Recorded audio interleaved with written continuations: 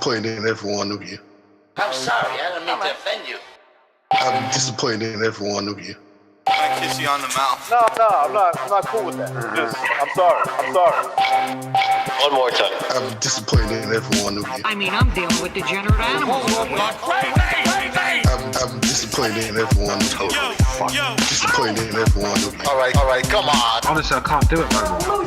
I'm disappointed in every one of you. Let me tell you why. It's gonna be all right, Nicky. Go ahead, shoot. You just killed a fucking man.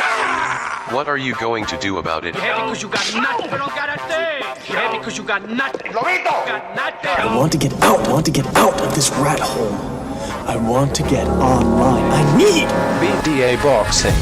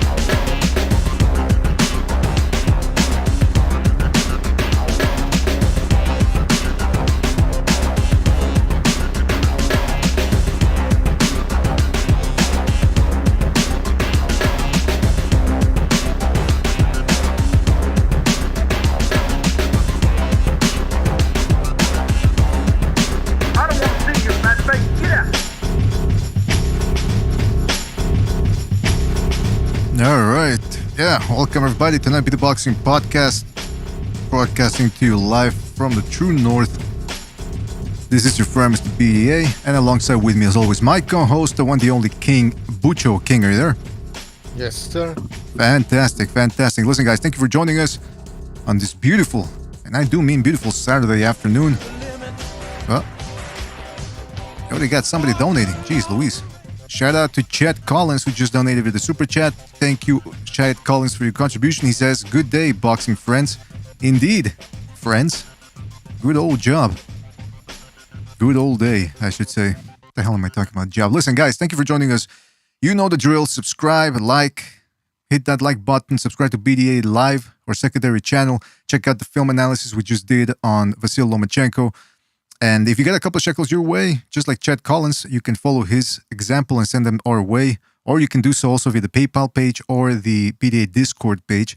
But again, the most important thing is that you spread the BDA gospel, all right? So I want to give a shout out to DJ N, Darkside Developments, Jason Bourne, SSB28, Wexford DJ, Pink Panther, LDBC Killa, Chad Collins, the aforementioned Chad Collins, AA, BOKS, that's Boxing Virus as well, Peter Piper, Official Scorecard Boxing, shout out to Official, Tony Yayo, Brit Sports, Saint Brit Sports I should say, what's wrong with me, how dare I, B-Ray, Rick Rocka, many more to come I'm sure. Thank you guys for joining us. Today's special episode, a very special episode, we're going to be looking at parallel universes. No, this is not a second Renaissance episode, we're actually going to be delving and peering through the fabric of reality onto other dimensions. And we're going to be looking at what-if scenarios.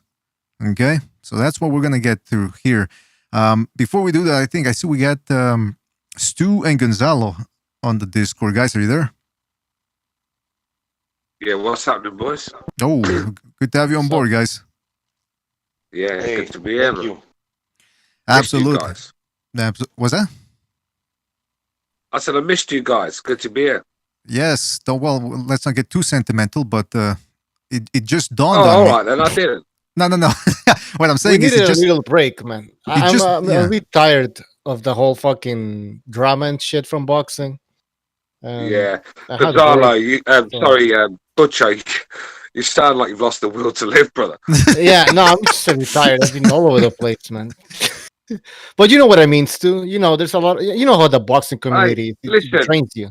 I've been travelling around the country, going to see my friends. Like I said to you, Butcher, the other day, I went and got a newer version of the RS. I went and fucking checked Yeah. myself.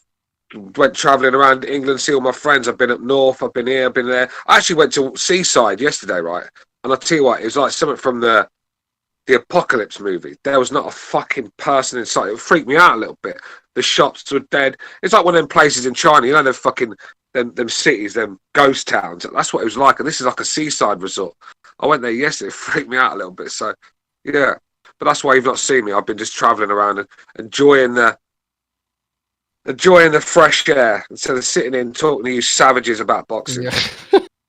Well, listen, in case anybody's curious about why there weren't any shows, it's just one of those things that happens, you know, like you take one day off, then another. I was working on a Lomachenko video, a bunch of Lomachenko videos, which we're going to drop as the weeks pass by.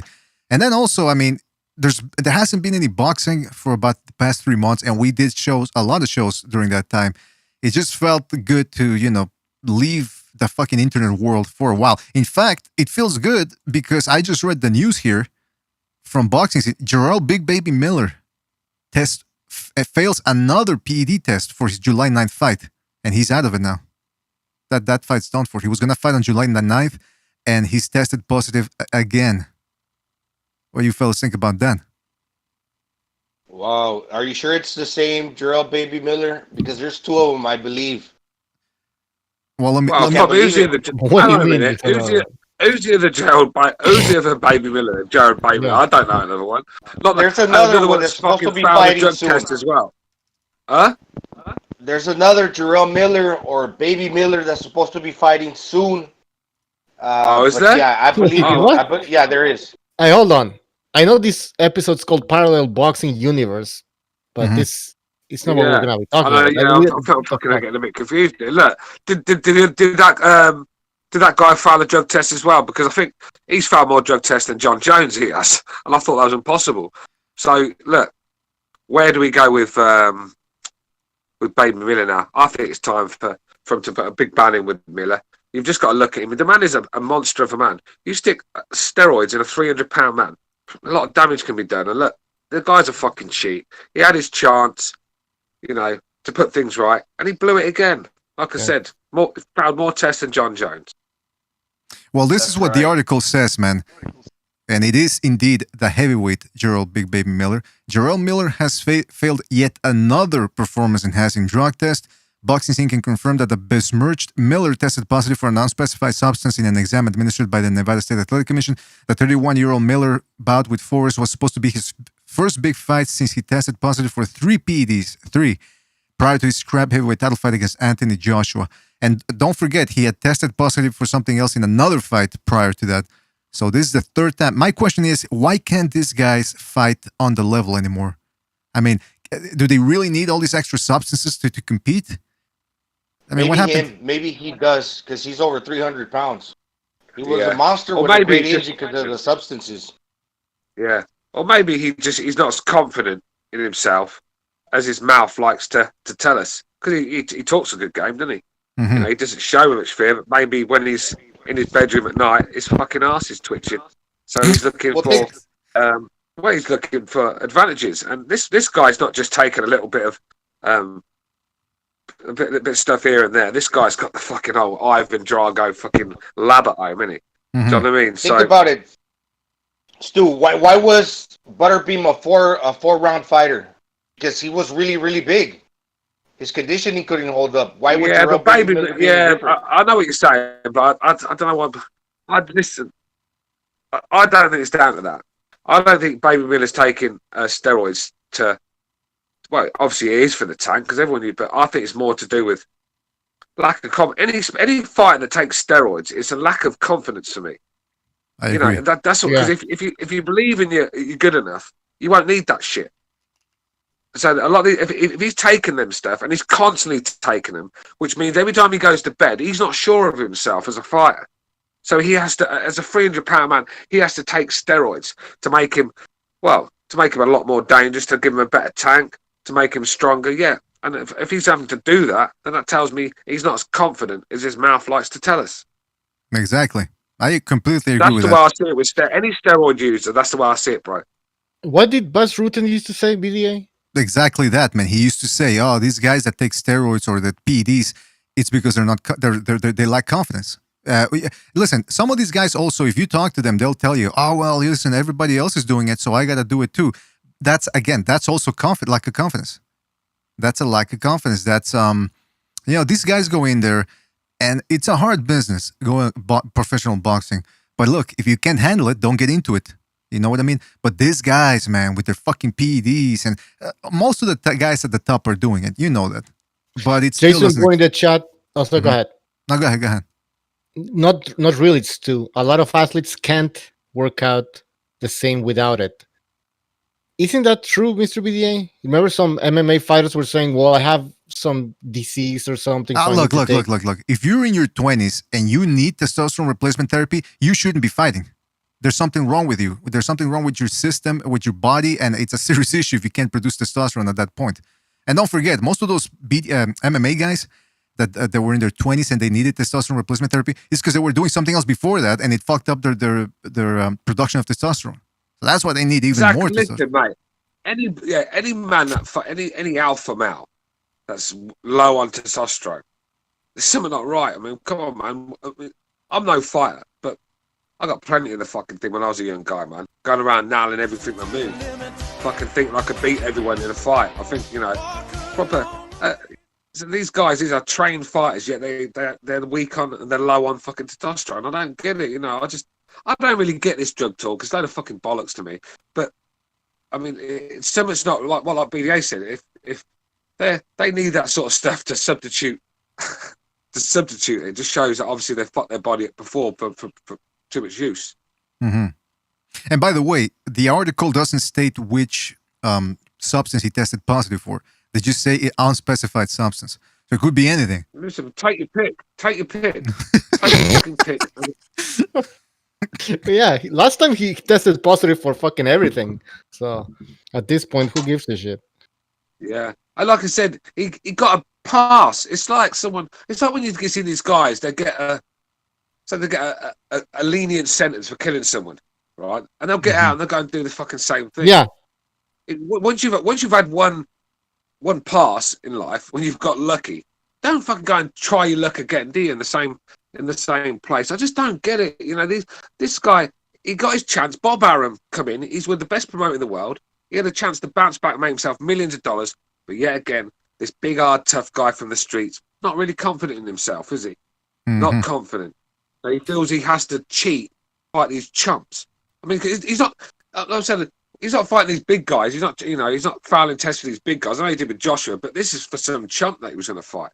So exactly. If he's not confident, man, the fucking guy's a circus act. Like someone said in the chat, a clown, a coward. He's a coward, man. He really is. I don't care what anyone says. Speaking of the chat, should have been banned for life. Butcher. Hold on, just real quick. Chet. Speaking of the chat, Chet Collins donated with a super chat again. Shout out to Chet, who says maybe Miller ate at Canelo's house. It's possible. yeah. Maybe he shared a couple of tacos with Canelo, and that's why he tested positive. What are you gonna say, Butcher? Povetkin should have been banned for life, right? But when it comes to Baby Miller, like it's okay, it's funny. Let's wait again a third time, see if he doesn't test positive, because he's American, right? But the other guy's some Russian fucking Drago. Yeah, no, Butcher's right. It's double standards. Like it's one rule for them, another rule for everyone else. I mean, that's how I see it, and that's what happens when they've got the powers over there, isn't it? The powers over, so they're going to get their home advantages, shall we say? But when it comes to steroids, it's a fucking dangerous game to play. I think Butcho's right. If that was Tyson Fury, right, getting busted twice like that, he'd be finished. Right? You'd never see a boxer move again. He'd be fucking ridiculed. His name would be turned to shit. Maybe he'll just go back to fucking. He'll go back to Brooklyn or wherever he's from, and just blend in and no one will say anything. Hold on. Before we continue, Chris K, shout out to Chris K, donated with the super chat. He says, "Don't miss Hooker versus Poirier tonight." Oh, is that tonight? Because Burchelt is going to be fighting tonight too, right? That's a good fight. Burchelt, it doesn't matter who he's fighting. I know he's fighting a subpar. Oh, that's the other thing. Listen, I want to get to the whole parallel universe thing, but before that, I don't know if you guys saw, but by the way, shout out to Chris K again for the contribution. Really appreciate it, Chris K. What's his name? Emmanuel Navarrete fought, I think this past week. He fought some absolute total fucking bum. Look, I don't know anything about the boxing business. I don't know what the atmosphere is out there right now, the habitat to really put up a fight. I don't know if it's financially feasible, whatever. But are you telling me Bob Arum, I know he's going to lose money on this. No matter what he does, with no crowds, he's going to lose money. But at least put something that's digestible. I mean, if Navarrete against some bum and now Burchelt against some guy that probably doesn't stand a chance, I mean, is this Bob Arum being a cheap bastard, or is this the best he can do? Because there's no crowd. Bob's chucking scraps at us and expects us to be fucking grateful for it. Yeah. This is the arrogance of the man. The pure arrogance of Bob Arum. Another Frank Warren. He's same as Frank Warren, mate. I mean, this guy's serving up trash after trash. And look at the stable the guy's got. He's got some of the best fighters in the world, yet he's feeding us this trash. Get out. The only thing that comes out of this... And you wonder why I'm going traveling the country in my car instead of watching that shit. Yeah. The only thing that's beneficial is that the fighter stays relevant and he gets a real fight in. You could say that. He stays tuned up. Yeah, maybe. While other fighters are not fighting at all. Well, he fights this year again, then I might forgive this mismatch. Yeah. You know how desperate boxing is? You got boxers actually doing fake beefs on the internet and trying to keep us interested by doing fake beefs. Tyson Fury's the fucking master at it, isn't he? Do you know what I mean? Just corny as fuck. Not interested. Not interested. What I've noticed about these fight cards, you will find one. You will find one good fight in this card. In this card, you will find about one good fight every card. Oh yeah. Yeah. That's not enough for me. That's not enough for me, man. I want 4 good fights on the card. It's not a lot to ask. Yeah. No, listen. Summer is very short over here in Canada, so I want to be outside, get some fucking sun before winter comes back. Exactly, now, bro. Yeah, I'm not gonna waste my summer being inside watching shitty fights. It's just not gonna happen. But by the way, Jay Perez in the chat says, I watched the first 2 cards. I don't even watch anymore. It's not even worth my time. Chet Collins says, no money in TV fights with no audiences. With no audience. Keep busy fights for his top guys. Yeah, that's basically what it is. And I think Bob Arum, he thinks that because we didn't have boxing for such a long time that we're just going to take whatever he throws at us. But it's not happening. Listen, I'm not having that butcher though, right? The money Bob Arum has made, right? You telling me he can't just put a few million in and give us a decent card?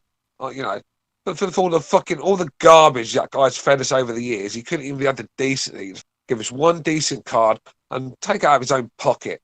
He's one of them old bastards. Listen, time to hang up the fucking gloves, Bob. Sorry, you've had your day. You're probably one of the best promoters of all time, but time to hang them up. Take Frank Warren with you.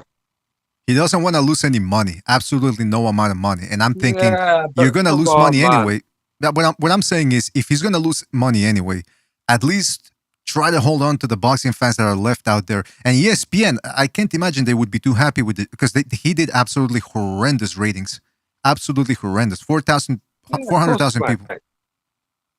Imagine like the top boxing guys praying to like the Santa Muerte, like the Mexican cartel. It's the same with Eddie Hearn, right? It's the same with Hearn. Now, all the money Hearn's made from these fucking pay-per-views, right? Why don't he get his money out and give us a decent card? You know, he's another one. Talks about how much he loves boxing, loves the fans. He fucking loves his money, and that's all. I don't like it. I've gone off Hearn. Right, gone off him. All right, he's good at what he does, and he's good for the media, like channels like yourself, because he reveals all sort of things. But when it comes to boxing in general, I just fucking don't like the guy. I think he's gone backwards as a promoter. The more power he's got, the more greedy he's got, and the worse the cards have got. He's become Bob Arum Jr. He has. They're too old. No, it's nothing to do with age. With obviously, Hearn's not too old, but he's becoming Bob Arum, where greed takes over, and then when greed takes over, Everyone else doesn't give a fuck about anyone else after that because money and money and money and money only. Like Don King, that's what finished Don King. Bob Arum, he's like that now. Frank Warren. And Hearn's coming. Hearn would talk all this shit about Arum and Warren, but he's becoming them. Listen, that's the advantage that Dana White has over Bob Arum is that he can pay these guys peanuts compared to what boxers get. But now you're seeing the positive side of that, which is that he can actually put decent fights after this, whereas Bob Arum does not want to lose any money, and he's willing to sacrifice his relationship with ESPN and with the fans. I mean, look, I know he probably is trying to. Yeah, because again, Baranchik, I don't know if I was telling Butcher before the show, Baranchik dropped out of his fight. I think he's the second fighter to drop out due to an injury. And I think it's because, this is just my theory, maybe some of these guys don't want to fight without crowds and for reduced pay. So now they're saying, you know what? You think that's what it is? That's 100% why it is BDA. You've nailed it on the head, brother. Listen, I don't know, as a boxer, honestly, the crowd, right? Being in an atmosphere in the crowd is what gets them up in the morning. I mean, you sitting there, you've got some fucking speaker in the background. Come on, man. There's no one there but the guy selling the hot dogs, the fucking stewards. Do you know what I mean? It's just going to be rubbish, man. And a lot of these fights are not going to get out for that. I mean, I've been watching the Premier League lately, right? It's absolutely dreadful. The fucking grounds are empty. You've got all this racket in the background. And it's non-stop. It's like, you know, the FIFA. It's like they've used the sound from FIFA 9. That's what they did. Or something. I noticed. What? It's like I was watching the Premier League, yeah, and there was an option. There was like with crowd or without crowd. So they were adding obviously a fake crowd sound, but he was getting annoyed because he was looped. There's fake crowds. It's like a FIFA game, isn't it? Yeah, exactly. It's just dreadful. By the way, I see. I watch Man United. Watching Man United today, I mean, without a crowd, and watching Man United with a crowd, hard enough, but without a crowd, I mean, Jesus Christ, I mean, just put a Man United game on to a captive member of ISIS, and he will reveal all before half time. Watching that, I can assure you. By the way, guys, we got Mark on the line. What? Just quickly, overhand in the chat says, "Yeah, boxing is dying. The ratings are worse than reruns of Seinfeld." Oh, well, listen, you can't go up against reruns of Seinfeld. That's insane. I see we got Mark on the line as well with the Finito Lopez avatar. Mark, are you there? Yeah, evening, gents. Evening. How's everyone doing? What's up? Good. Well, it's not evening where you're at right now, though.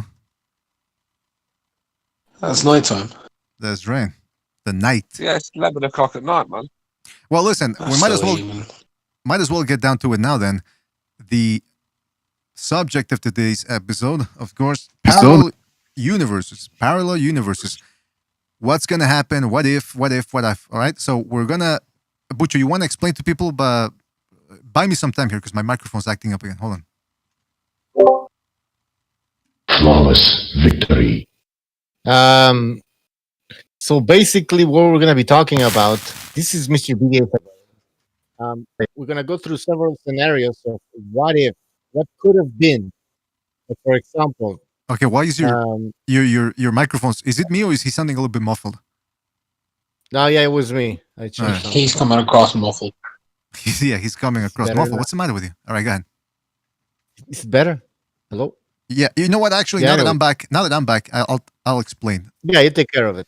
Yeah. We have had good donations from you guys. We really appreciate it. And just to show you, we're not using it to buy fucking video games. We've been pouring this money into the research and development lab, the R&D division of BDA Boxing, and we have come out. We had a long time ago. We had that Gaia 500, the computer, and then we moved on to Mammon 1000. Well, let me tell you, that supercomputer is paying dividends because we dusted it off from the seller, and we are peering through parallel universes. That's right, I said parallel universes. So we're going to be looking at scenarios, what-if scenarios, all right? For example, what if Muhammad Ali doesn't get his time bought against Cooper? And what if Cooper jumps on him and knocks him out? What happens? How does that alter history? Well, that's what we're going to be looking at. Now, of course, we're going to be linking to look at different scenarios, and then we're going to talk about them, and then we'll probably see if the computer can tell us what would have happened, all right? So it's going to be a speculation episode. So without further ado, let's get to it. All right. If you guys there in the Discord, you can see we got the machine here. Took years to build. But we just left it there because Bucho and I don't know shit about physics. But we finally started seeing how it works a little bit. So we're gonna try our hand on that. So let me just initialize the program here. All right. Let's see. I'm going to dimension. The coordinates here. 288. 288 what? Lateral. I don't know what that means. But anyway, we're going to peer into a random universe, see what happens, see what the question of the day is. Let's see this right now. Hold on a second. The machine is giving me shit here. Do you have to go naked in the machine? All right, so the subject will be... Oh, okay. What happens if Jack Ruiz counts Fury out in their epic first fight? Oh, boy. What happens if that... let's discuss that. Guys, let's say... we'd never hear the last of it. Well, that's a given. Yeah, exactly. But... No, seriously. Seriously, we would have been flooded with LDBC people. Oh, God. Man, that's part of the game. I get butterflies in my stomach. I get butterflies in my stomach just thinking about it. Yeah, but so when Kell Brook lost to Errol Spence Jr., apparently, Stu, you told us you were getting a bunch of fucking messages.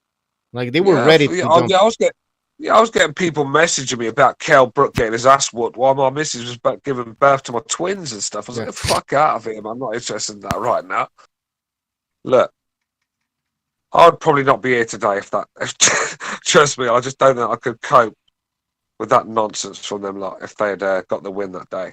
And it would have been the most, probably one of the worst injustices in boxing. And I'd have been so angry with Tyson Fury, I probably never would have watched him fight again. How can you have a fight in the bag like that and then get sparked? Do you know what I mean? In the 12th yeah, round, that would have been... 3 hands down. Oh, it's just unacceptable in my eyes, mate. So, yeah, I mean, that's probably one of the most relieving situations in boxing for me where, you know, because he could have waved that off. It was very close, wasn't it? I thought he was going to wave it at first, but thank God he didn't. Well, listen, we know what happened in the actual world, but what if in this parallel universe, racism doesn't save Fury and it actually, you know, he gets stopped in there? Do we see a rematch in this parallel universe if Wilder gets the knockout, 12-round KO? No. Yeah, I think so. I think Wilder would have had to take the rematch because I just don't think he wanted to part Joshua for some reason. Just didn't want to get that fight happening. So yeah, I think he would have. I think Tyson Fury would have retired. Oh, yeah, I think so. Mark. You know what? That's a good point. It could have been Mark. Yeah, good point. He would have thought like he got up. Even though he got up, he would have thought maybe I can fight. But at the same point, he would have thought this sport's against me. Tyson Fury's the type of guy who needs people on his side. If everyone's against him, he quits. Look what happened at that Klitschko. People didn't build him up the way he wanted to be. And he started saying, oh, well, it was me. He went to the cocaine binge and blamed everybody else because he tested positive. Tried to bankrupt the British Boxing Board of Control. Exactly. And Wilder would have made everybody believe that victory was like 100% legit. Even though, you know, Fury was coming from a 3-year layoff and all that. So he would have convinced the public that it was legit, and he would have considered himself like a great heavyweight. But that was a plan. I mean, that was the reason why Wilder took this fight, because he knew Fury had a name, but he wasn't the same Tyson Fury. So he thought that he was going to get this victory and it's going to be easy and all. So that's right. Yeah, he was going to sell the boxing world would have been a lot different because Adam Kovnatsky wouldn't have fought Helenius. Because after that fight with Fury, he would have fought the same fights, and then he would have fought Kovnatsky. That's what they were building. But because he didn't have the title, they did the Helenius fight. So he would have kept going Brazil, Ortiz. Then it would have been Adam Kovnatsky. No That's Joshua like a butterfly effect, right? No, he wouldn't have done Joshua, no. He probably would have eventually fought White eventually, but that would be coming up this February if he kept winning. But he wouldn't have fought anybody major. He just would have continued to fight the same level of opposition. If you look at it, as soon as Tyson Fury won that title, the WBC rankings changed from having Spielkas in it, Staverns in it, the entire top 15 ranking is full of killers now. It's like it's Michael Hunter, it's got Bergovich, it's got Dubois, it's got fucking Dillian White, it's got Usyk in there. Everybody since Dillion's become interim champion. Ever since then, it's gone absolutely ridiculous. It's impossible for anybody else. So it's all been changed. Well, it's an interesting. I see 2 points of 2 schools of thought here. If Fury gets knocked out, you guys are saying he retires. Then again, maybe with something to prove, he comes back and he finally gets motivated. I don't know, but let's stick to the let's say he retires, and he's out of the picture. Let's go to 2019, summer 2019. Wilder probably gets a fight in between the first 6 months of 2019. He knocks somebody out, right? Let's say it's Brazil. He knocks Brazil out. So he's got 2 back-to-back knockout wins. One against Fury, one against Brazil. Then Joshua that summer loses to Andy Ruiz. Guys, speculate a little bit. How do you think the summer of 2019 would have looked with Wilder at the top of the heavyweight division? How much talking, like, what would people be saying about Wilder and his ranking in history?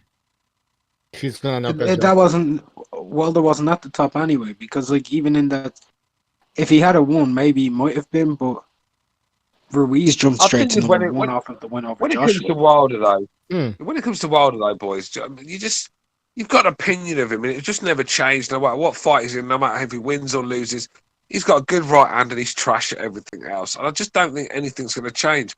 I mean, look, him at the top, it would have showed us how bad boxing. How bad it is really to have a guy like that at the top of the game beating everyone. Just doesn't look good for the sport. Look, there's nothing. Wilder's all right. I don't mind Wilder. You know what I mean? He's a knockout artist. People like to see KO artists, but when you like know your boxing and you watch Wilder, he's an absolute mess. His footwork's all over the place. His balance. He's very jitterish. He reacts to feints.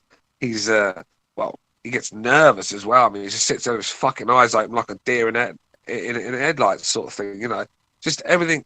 He makes me uncomfortable watching him box, if you get what I'm saying. His stance is too wide, you know. He's judging at a distance is dreadful. But when he gets that right hand right, people are sleeping. So you know that for Wilder. But that's where I'm a Wilder. I don't think whether he wins a fight or not, nothing's going to. My opinion's not going to change with him because he's going to fight the same way in every fight. Yeah, but even if he would have knocked out Tyson Fury, you would have been kept saying the same thing. Like if he fought Joshua, wouldn't you have favored Wilder if Wilder would have knocked out Fury? The guy was 400 pounds, Butcho, man. Fuck's sake. I mean, look. I mean, the guy he's doing cocaine, he was drinking. He was a mess. Look at the state he was in. So Wilder was a pretty big favourite going into that Fury fight, considering Fury's layoff. Mm-hmm. That's a good point. Now consider this. Stu can say all you want about Wilder and how he sucks, but in this universe, in this parallel universe, he just knocked out Fury. Joshua gets knocked out by Ruiz. At this point, Wilder, people are gonna imagine. That's what people were saying going into the Fury rematch. Oh, okay. Fury has to be perfect for 12 rounds. Wilder only has to be perfect for 1 second. That's what we would be hearing nonstop for any fight that Wilder would go into. People would be like, "Yeah, his technique sucks, but guess what? He can knock everybody out. Doesn't matter who it is, who he's fighting. He's gonna knock him out." So he would be the number one heavyweight in there. There wouldn't really be anybody that you could say, "Oh, this guy, I absolutely pick him against Wilder," because Joshua, like I said, he would have lost against Ruiz, so people would be saying that Wilder would knock him out. Ruiz, people would probably be saying, "Oh, he gets knocked out by Wilder too because he's too short and he's a fat ass." Or like, how do you think a fight would have gone between? Because remember, Ruiz would have been with the PBC, so the PBC would have been controlling the heavyweight division at that point. That's right. Yeah, I think Wilder would have been a massive favourite against Joshua. In that scenario, yeah. In that scenario, he's just knocked out Tyson Fury. Joshua just lost Andy Ruiz. Yeah, he'd be a huge fucking favourite. What are you talking about, Joshua or Ruiz? BDA. We're talking about Wilder against Joshua. He would have been the big favourite. No, I think he meant Joshua. That's what was said. Yeah, I'm saying, what if? I was talking about Wilder versus Joshua. Wilder would be a massive favourite in that scenario against Joshua, There's not a lot of people would be picking Joshua, and I'd be one of them that's picking Wilder in that one. In that scenario, after just getting destroyed by Ruiz, and then Wilder knocking out Fury in that sort of fashion, I'd be picking Wilder every day of the week. You know? Yeah, I'm pretty sure, man. I think most people. Oh, come on. How come I can't see the alert here? Hold on. Shout out to Virtuoso. I know stars make fight. Sorry, bro. Go ahead. Shout out to Virtuoso who just donated the super chat, and he says, "I'm trying to envision an alternate reality where Wilder isn't releasing twerk videos, but he's actually pregnant." Listen, that's Universe 1057, and we're not gonna be looking at that. That's disgusting. But shout out to Virtuoso. Thank you for your donation and that horrible image you just planted in our minds. What were you gonna say, Stu? You pick Wilder all the time. I can't fucking remember now.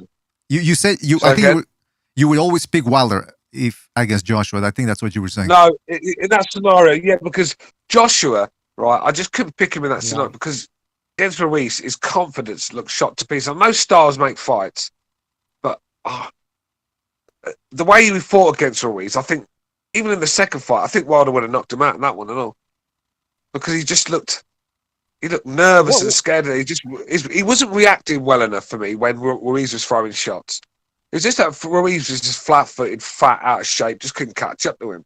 But Wilder's a bit quicker, isn't he? Wilder's going to catch up to him. And Joshua hates the straight right down the pipe. Wilder's best shot. Joshua doesn't see him coming for some reason. I don't know what. He must have He must have a Michael Bisping fucking blind in one eye or something. I don't know, but he never sees that fucking right hand coming down at the pipe, and that's why Klitschko nearly stopped him. So I think Wilder would have won. Yeah, okay, go ahead, BDA. Yeah, just real quick, shout out to Steven Schneider who just donated the super chat, and he says, "Cheers." Well, thank you, Steven. Thank you for your contribution. Really appreciate it, my man. Yeah, thanks.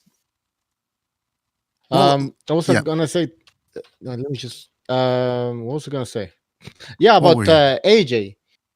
He didn't. I mean, he looked like shit against Ruiz. I agree, but he never quit. By the way, and so he still showed some sort of mental strength in that fight because he went down multiple times, but he also got back up multiple times, and that has to be taken into account. But Stu, come on, Stu, you know that's true, man. Stu didn't come on, man. He was in the fight. Actually, he won like a round after he got dropped and everything. So he won a round. Let's all fucking do star jumping. He got dropped up multiple times, man. Listen, and he proved me right because in the second fight, he got fucking dropped more times than fucking Gemma Jameson's panties, mate. Get out of there. Listen, I agree. He proved. He tried. Yeah. He tried. That's see. There you go, Gonzalo. Gonzalo's on my side. Easy now. He tried. He just was out of ideas. Yeah, exactly. I don't know, man. Like I agree. I'm kind of with Stu on this one. I think Joshua quit a little bit. I mean, at some point he quit, but because he tried so many times, what's the point? He just couldn't, But it's not like he didn't try. He's okay. I'll tell you who's quitting. Victor Ortiz. Amir Khan against Crawford too, right? Amir Khan against Crawford. He could have pulled that off. AJ could have pulled some weird ass shit in the corner, but no, he was there, man. He was trying, even though he didn't know what to do. He kind of was trying. Let me give a shout out to Chet Collins. Let me give real quick. Let me give a shout out to Chet Collins, who says, "In your opinions, who fought better competition, Ali or Lewis?" Oh, we're gonna get to that. Chet. Thank you for your contribution, and I appreciate the question. Thank you.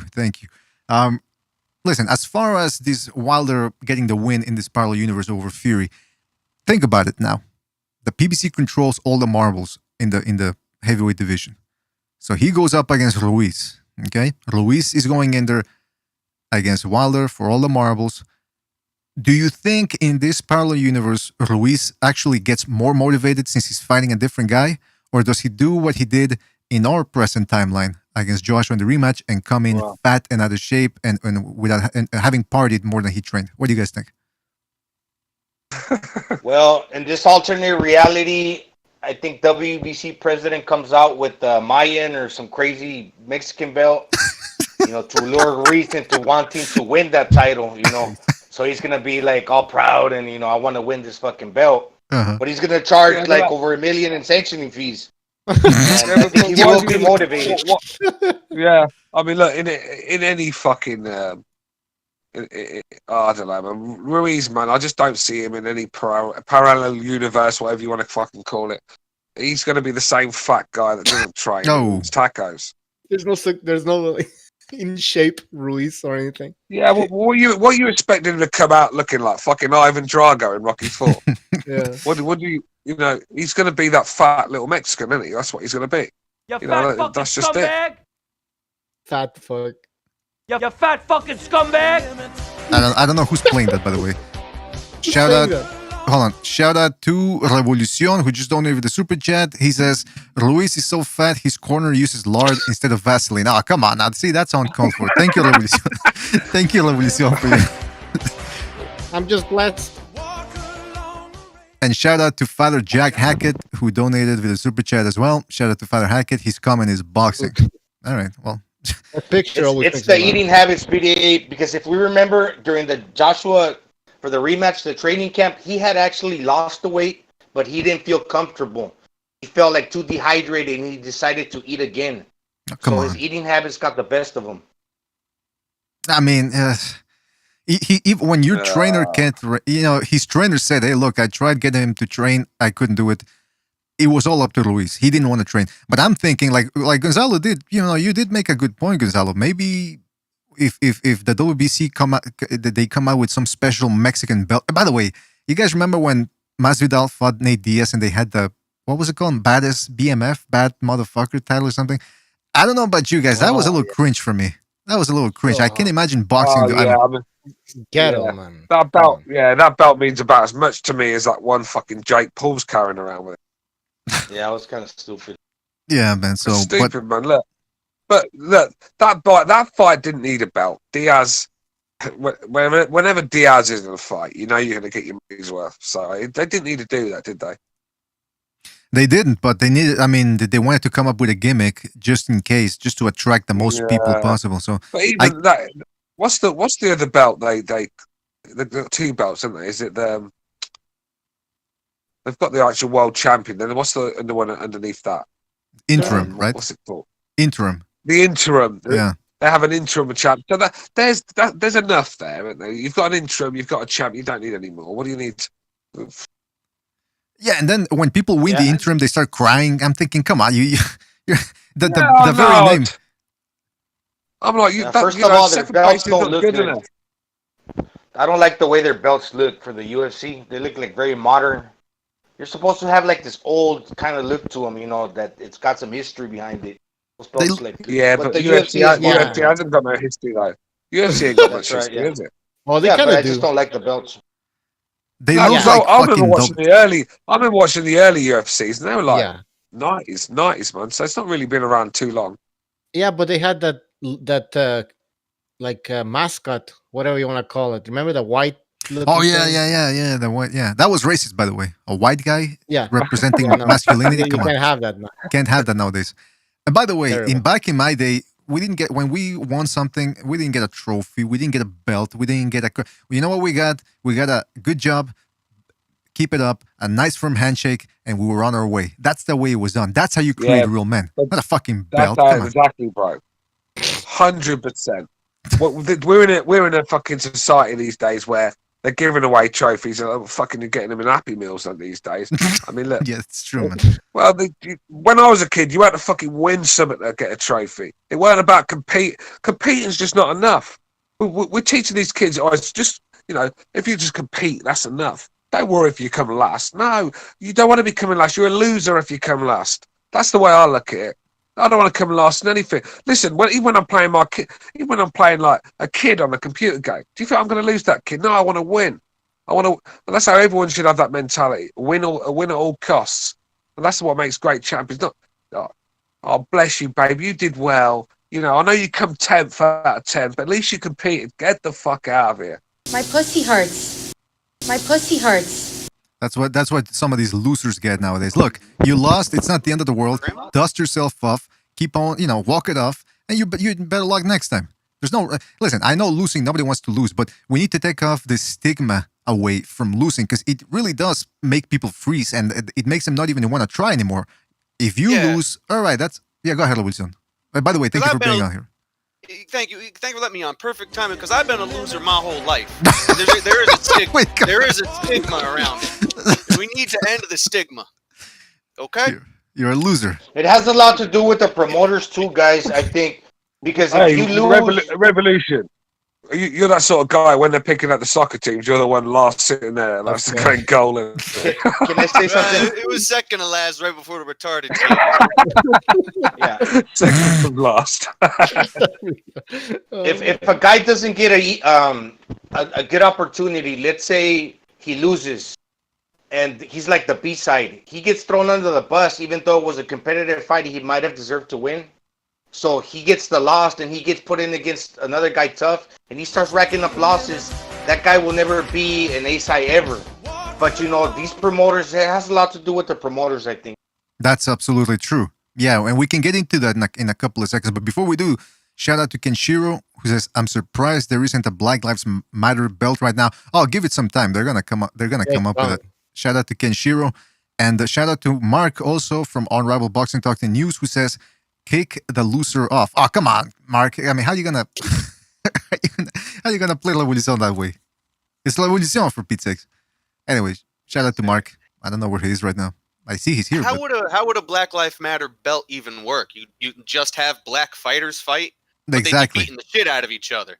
The very thing they hate. Fight for that belt? Yeah, well, he's married. Yeah, sure, he's married to a black girl. No, but it wouldn't make sense. Sorry, Gonzalo, go ahead. Oh, it's because, like, back in the day when they used to play baseball, they used to have the Negro League, right? And they wanted to have, like, an all-inclusive league. This is, like, actually, like, going backwards in time. Mm-hmm, exactly. Racist in itself. Yeah, it's having a Black Lives Matter belt would be, it's segregation, the very thing we don't want in society. So, listen, people need to get their act together. But, look, yeah, Black Lives Matter belt. I mean, what are they going to do? What are they going to do? Put a white guy in there and tie his fucking arms behind his back? You know, look, that nonsense don't need to be anywhere near boxing. Yeah, and the guy who would be running the belt would be a white guy pretending to be a black guy, and yet nobody would have the gall to say anything to his face. Kind of like the Black Lives Matter leader right now, the founder of it, one of the founders at least. He's a white guy. I've said it before. Anyway, guys, let's get back to the boxing here. So here's my question to you guys. What? Yeah. Go ahead. No, super chat coming in, and by the way, Chet Collins says AJ equals Frank Bruno 2.0. Oh, hold on. Okay, the super chat incoming from Jason Bourne. I can't read it until we get the notification, so I'm gonna have to buy some time here. Why? That's the rules, man. That's the rule, though. I don't. Oh, there it is. You guys have been talking. All right, hold on. Jason Bourne just donated the super chat. Shout out to Jason Bourne, who says Revolution will present the first Black Lives Matter champion. Oh, Revolution, that's going to be an honor for you. Shout out to Jason Bourne for his contribution. All right. Play that Kramer clip again. You just keep talking and talking and talking. That's. Go ahead. You guys have been talking. I lost my temper. The blacks, the Hispanics, the whites. I'm not a racist. That's what's so insane about this. All right, you see? It shocks you. Fucking crazy. Imagine if that would have happened now. They would have executed the guy. They would have shot the country. Yeah, that's the gold standard of racism. You could hear it. You just keep talking and talking and talking. You just picture a guy at a fucking scary movie, and they're talking in the front row. Oh, watch out, boy! Like, you guys been talking and talking and talking. All right. The best part was how he tried to save it. Like, he tried to incorporate his rant as if it was part of his act, and then he goes, "Oh, you see, this shocks you. What lies beneath the surface, you stupid motherfuckers!" And then he loses it again immediately. Like, fucking Kramer. Anyway, apparently he was sniffing lines or something before. Yeah, I was gonna say that. He must have taken something to, like, give him an edge, because he's not an actual stand-up comedian. So he was probably taking something to, like, you know, prop himself up. But then he just fucked up when those guys started heckling him. All right. So my question to you guys was, let's say we got the PBC heavyweight matchup in this alternate universe. Ruiz, high off of his victory, upset win, KO win over Joshua. Wilder, high off 2 straight knockout wins, including that one against Tyson Fury.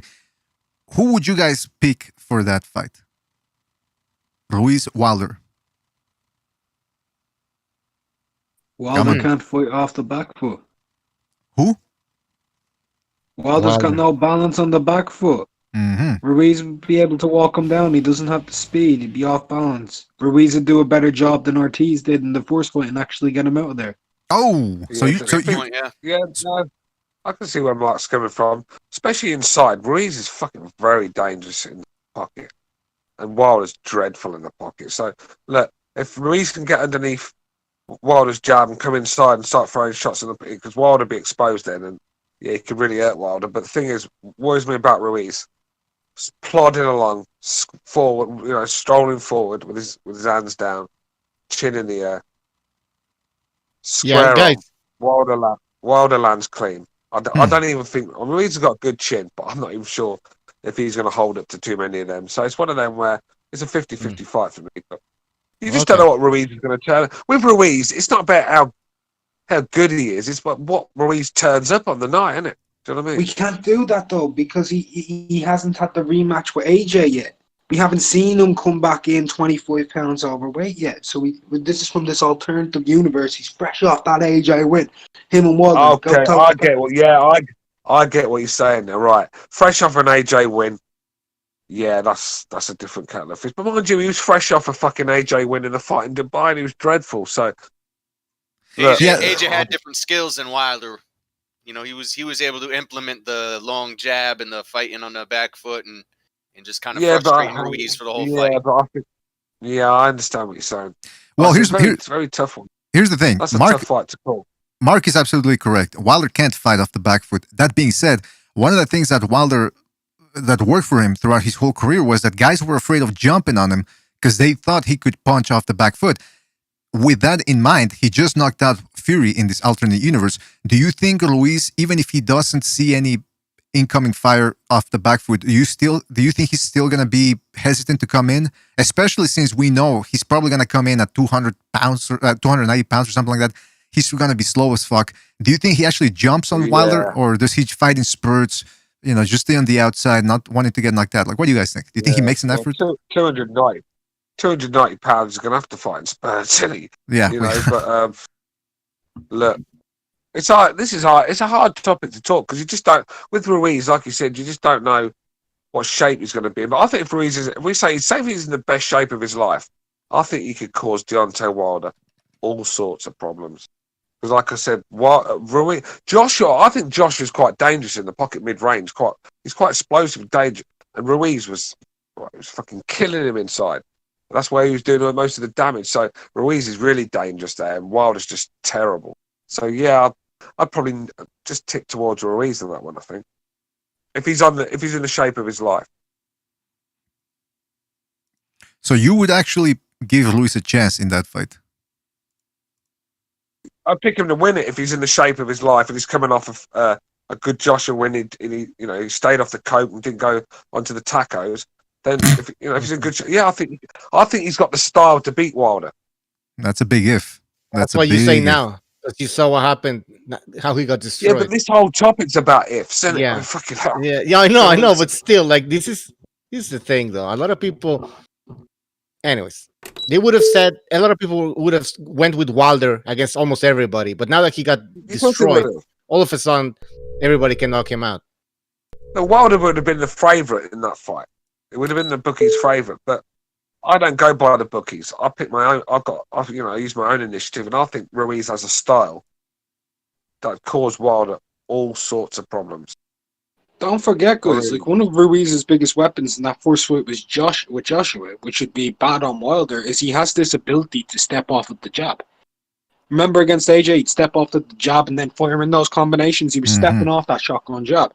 Wilder, he likes to find his range with that jab. If he can't find his range because Ruiz is stepping off of it and then blowing in the pocket, he's a problem for him. Big problem. Very good point. Yeah, he squares up and everything. Wilder does. Mm-hmm. So that's and the thing is with Ruiz as well, he's just not going to fall over when you hit him. He's got a fucking very good chin, Ruiz. He's going to take a real monster shot to take that guy out. And like Wilder, with Wilder, right? If Ruiz can jump on him early, Wilder will fall to pieces. We've seen that. And I think, and he'll get desperate, and I think that's when Ruiz will take over. So, yeah, the more I talk about this fight, the more I'd be leaning towards Ruiz. Somebody in the chat, let me just read some quick comments over here. My team over yours says, we still haven't seen Andy Ruiz fight under Eddie Reynoso. Okay, so that's a factor. Reverend Pickle says, Andy Ruiz uses his weight well. All night long, Ruiz can beat Wilder. I agree. What do you think about it? Yeah, go ahead. Ruiz off of that win off of Joshua. More people picked him to beat Joshua. Oh, wait. You want repeat that? I didn't get that. If the Ruiz that beat Joshua, more people were picking Ruiz to beat Joshua in that rematch as well. People were. It wasn't until he came in so heavily overweight that a lot of people didn't. Very few. There was not a whole lot of people picked Joshua to actually do that. People were like, can Joshua do 12 rounds? Because remember, the only way people were thinking he could beat him was on the back foot over 12 using the jab. Can Wilder do that? Wait, but the odds were close. So you're saying like people like that on YouTube and stuff like that, right? Yeah. Hold on. The odds weren't that close though. Originally, they opened with Joshua a bit more of a favorite, and they closed to where they were just about evens. So more people bet money on Ruiz. Way more people. Here's the big question though. Can Deontay Wilder handle a pace that Ruiz can put on him? If Ruiz is in shape, Ruiz can fight for 12 rounds. I mean, that fight with Parker, he was throwing hands all night. That sort of work rate, Wilder's not going to cope with that. Bro. He's just not going to cope with it. He hates that sort of work. He likes to fight at his own pace, stroll around, take his time against these flat-footed bums. I know Ruiz is quite flat-footed himself, but when he's in shape, he's quite busy and he lets his hands go. And I've always said anyone that will get near Wilder and let his hands go will cause him problems. That's why I think Dillian White will do it, because Dillian White will go in there and throw shots. Yeah. That's the fight they didn't want. Shout out to G Boogie who just donated the super chat, and he says, "Good evening, everybody. Greetings and salutations to everyone." Shout out to you, G Boogie. Hope you're staying safe out there. And once again, thank you for your contribution. Really appreciate it. One thing that I do have to say about Wilder, Stu, you said if Ruiz goes in shape, even an in-shape Ruiz doesn't necessarily put on a high pace. And Wilder has one thing to his advantage, something that most people didn't figure out until Fury put it on him. He leans back. And once he leans back, he becomes very hard for shorter guys to reach, and they have to jump on him. And most guys were afraid, especially in this parallel universe. I can predict that most people are going to be afraid of jumping on him. Do you think Ruiz actually has the balls to do it, or? I think he would attack that torso like he did Dimitrenko, right? He would attack that torso. Say with what straight about Ruiz. He's a fucking Mexican. He's obviously got the balls. That's the least of his worries. But look, what I'm saying is he didn't have the balls in the rematch. I'm sorry. I guess but that wasn't because he was scared. That wasn't because he was scared, though. It's different. It wasn't because he was scared of Joshua. That's the fact. What was it? The fact is he's not going to be scared of Wilder. I agree with BDA. Wilder's very hard to hit clean because he's so fucking awkward. The way he leans back and sticks his arms out, and he's just awkward, hard to hit clean. So Ruiz is going to have real problems when he's doing that. Ruiz is going to have to get inside, start throwing short shots to the body and the uppercuts and stuff like that, and just really work Wilder, and that's when Wilder will fall to pieces. But yeah, I agree with BDA. He could be reaching for Wilder and hitting air, if you get what I'm saying, in gloves. My question though, go ahead. I'd say he attacks him with straight punches to the body, and that looping overhand right, that was the ear shot that fucked up AJ. He has done that before. He can get full leverage and throw wild winging shots like that and connect the taller man, because he just swings away, and is when he gets full extension, he's kind of like the height of a person's, like Wilder's height at the chin level with those punches. Mm-hmm. He can well away and he can connect the chin. Look, he could. I just don't see Ruiz outworking Wilder, unless maybe he realizes, because against what's his name, Parker has that same thing with him. Wilder. Come on, BDA. Outworking Wilder. I mean, that's not fucking hard, is it? Outworking Wilder. He throws about 4 punches around. Look, you gotta remember. You gotta remember, in this parallel universe, Wilder is the A side. He got a draw What's that against got to do Fury. with his work rate? Well, that's what. What's Hold that on. got to do with his work rate? Well, that's what I'm saying. If Ruiz can't outwork him comprehensively, and he doesn't knock him out, and he goes to a decision, I guarantee you, the judges are gonna give Wilder the benefit of the doubt, just like they did in the first Fury fight.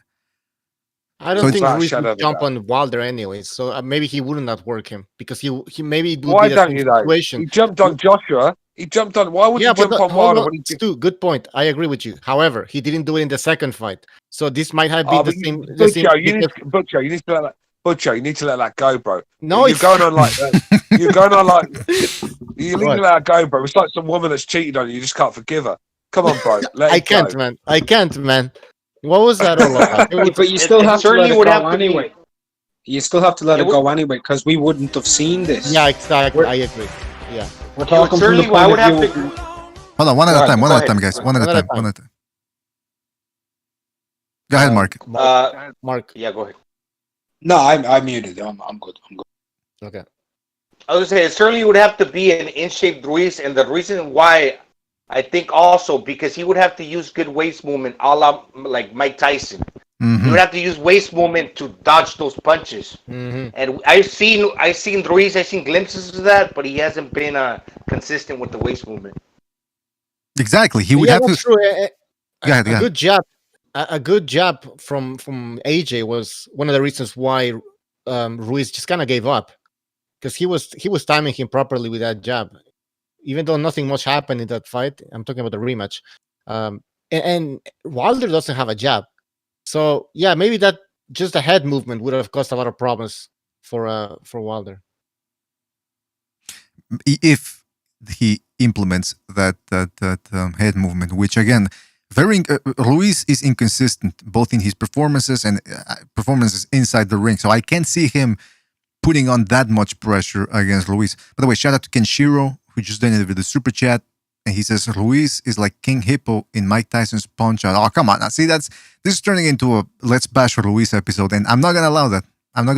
But shout out to Kenshiro for his contribution, really appreciate it. But listen, with Ruiz Wilder. Let's keep going with this parallel universe. Let's say Wilder gets the win, and it's a controversial 12-round decision where a lot of people feel neither guy really did that much. Do we see a rematch, or does Joshua? Because we didn't even talk about this. Joshua had a rematch clause, right? He did. Oh, okay, so that was the reason they had to fight again was because Joshua had a rematch clause. Oh yeah. So then this fight, even in this universe, that fight it doesn't even happen unless the PBC is willing to try to go to court or maybe try to pay Joshua. Well, no, hold on. It's an alternate universe. So in the alternate universe, Joshua may have not had that in the contract. No. But let's say it was in the contract. Okay, so the PBC would have had to go to court. They would have had to go to court or maybe try to pay Joshua a step aside fee, but I don't think Joshua would have taken it. What do you guys think? How much money would you have to give Joshua for step aside, considering the Saudi Arabian gate was like, and everything included, he made like $65 to $85 million. I don't see. Yeah, you're right. I don't see that. I don't see him saying, "Yeah, sure, I'll step aside." to let the PBC keep all the marbles. I don't think Eddie Hearn would want that either. I think Eddie Hearn would be telling Joshua, listen, you want to keep your testicles? You take this rematch, all right? Otherwise, you're going to end up in the fucking river somewhere. Does Eddie Hearn have that type of power, by the way, to make people go away? Frank Warren? Like Frank... No, well, Frank Warren is the fucking agent. He dodges the bullets. He doesn't do the shooting. But I'm saying, does Eddie Hearn... Frank Warren's like fucking Keanu Reeves in Matrix. The Matrix. he doesn't need Only to MTK have that power, BDA. Only MTK. MTK? Who's that? Frank Warren, look. Yeah, Frank Warren's Boris from Snatch, isn't he? You can run him over, hit him over the head with a hammer, shoot him, and he just keeps getting up again. He'll be doing fights like long before we're gone. He'll still be alive. He's one of them fucking guys that will be alive at 20 or something like that. But you know what? Eddie Hearn would have given Jarrell Baby Miller another opportunity if he would have showed true remorse, but he didn't. He's a good guy, but he just didn't show true remorse. That's why that happened. Jarrell Baby Miller. He's not a bad guy. Look, no, I actually like Baby Miller when he's not in a boxing ring because he's fucking a cheat. And I can't condone cheats. No matter what it is in life, you cheat at. That's right. You know, I just don't condone cheat. And this guy's a 300-pound monster. The fact that, and he's not just sticking, like I said, he's not inhaling a bit of Vicks here, is he? You know, this fucking guy, he's got the Drago treatment going down, and it's unacceptable. It really is. It's unacceptable. I don't know what they're going to do. Yeah, but I don't know what they're going to do with him. What can you do with him? I mean, if they go and give him another 6-month ban, then we might as well shut this fucking channel down. Forget boxing. Yeah. We might as well. Yeah, it is out of control too, especially because the fucking last time he failed, he was on some shit that's not even human. He was on some wild, like, fucking, what was it? Like shit that they stopped giving humans years ago. Yeah, wasn't there a horse tranquilizer or something at some point? Pigs, something. Yeah, they gave him some weird, like, animal, some things that they would give animals. I mean, that's insane. And he just tested positive, by the way. For those of you that didn't read the news, he just tested positive again. So he's got a fight off. He had a fight on July the 9th, I believe. Now it's off. Also, I want to say something here. What's his name? Revo Map in the chat room says, keep the same energy when Gay J pops. I love this when people call him Gay J. It's like, it's so immature, but it's funny. I mean, this shows the maturity of the guy. I mean, I bet when he typed that, he was laughing to himself. I thought, yeah, this was going to get him going. Hey, I'm laughing. It makes me laugh. It's a corny ass fucking joke. Let's be real. I couldn't give a flying shit whether Joshua never fights again, because I get up in the morning. My life's not going to be any different. I keep saying to you guys, I'm not invested in fighters. I don't care whether they win or lose or get popped for roids. So yeah, if Joshua gets popped, I'll be saying the same things about him. I'm quite sure he's on him anyway. I mean, let's be real. Just look at the fucking guy. It's not rocket You know what science, does crack me up though? When it comes to the Americans calling like Anthony Joshua gay, it cracks me up because like he posts these pictures of him hanging out with his mates with his arms around him and posting selfies, which is a little bit sussy. Yet meanwhile, you've got Chavez walking around in high heels, Oscar De La Hoya wearing fishnets, and Deontay Wilder twerking, but Anthony Joshua was the main guy in boxing. Oh man, that's a bit funny now. Don't forget Miguel Cotto. Don't forget Miguel Cotto. Yeah, but Miguel Cotto got a wife with big tits. That's like Elton John getting married, like to throw people off the scent. You know what I mean? Yo, you leave Reggie alone, man. Reggie? No, but listen, if you think White Reggie. Oh, White Reggie. If you guys don't think Joshua's on something, I mean, I'm not talking about you guys on the Discord. I'm talking like the rhetorical person out there, the editorial.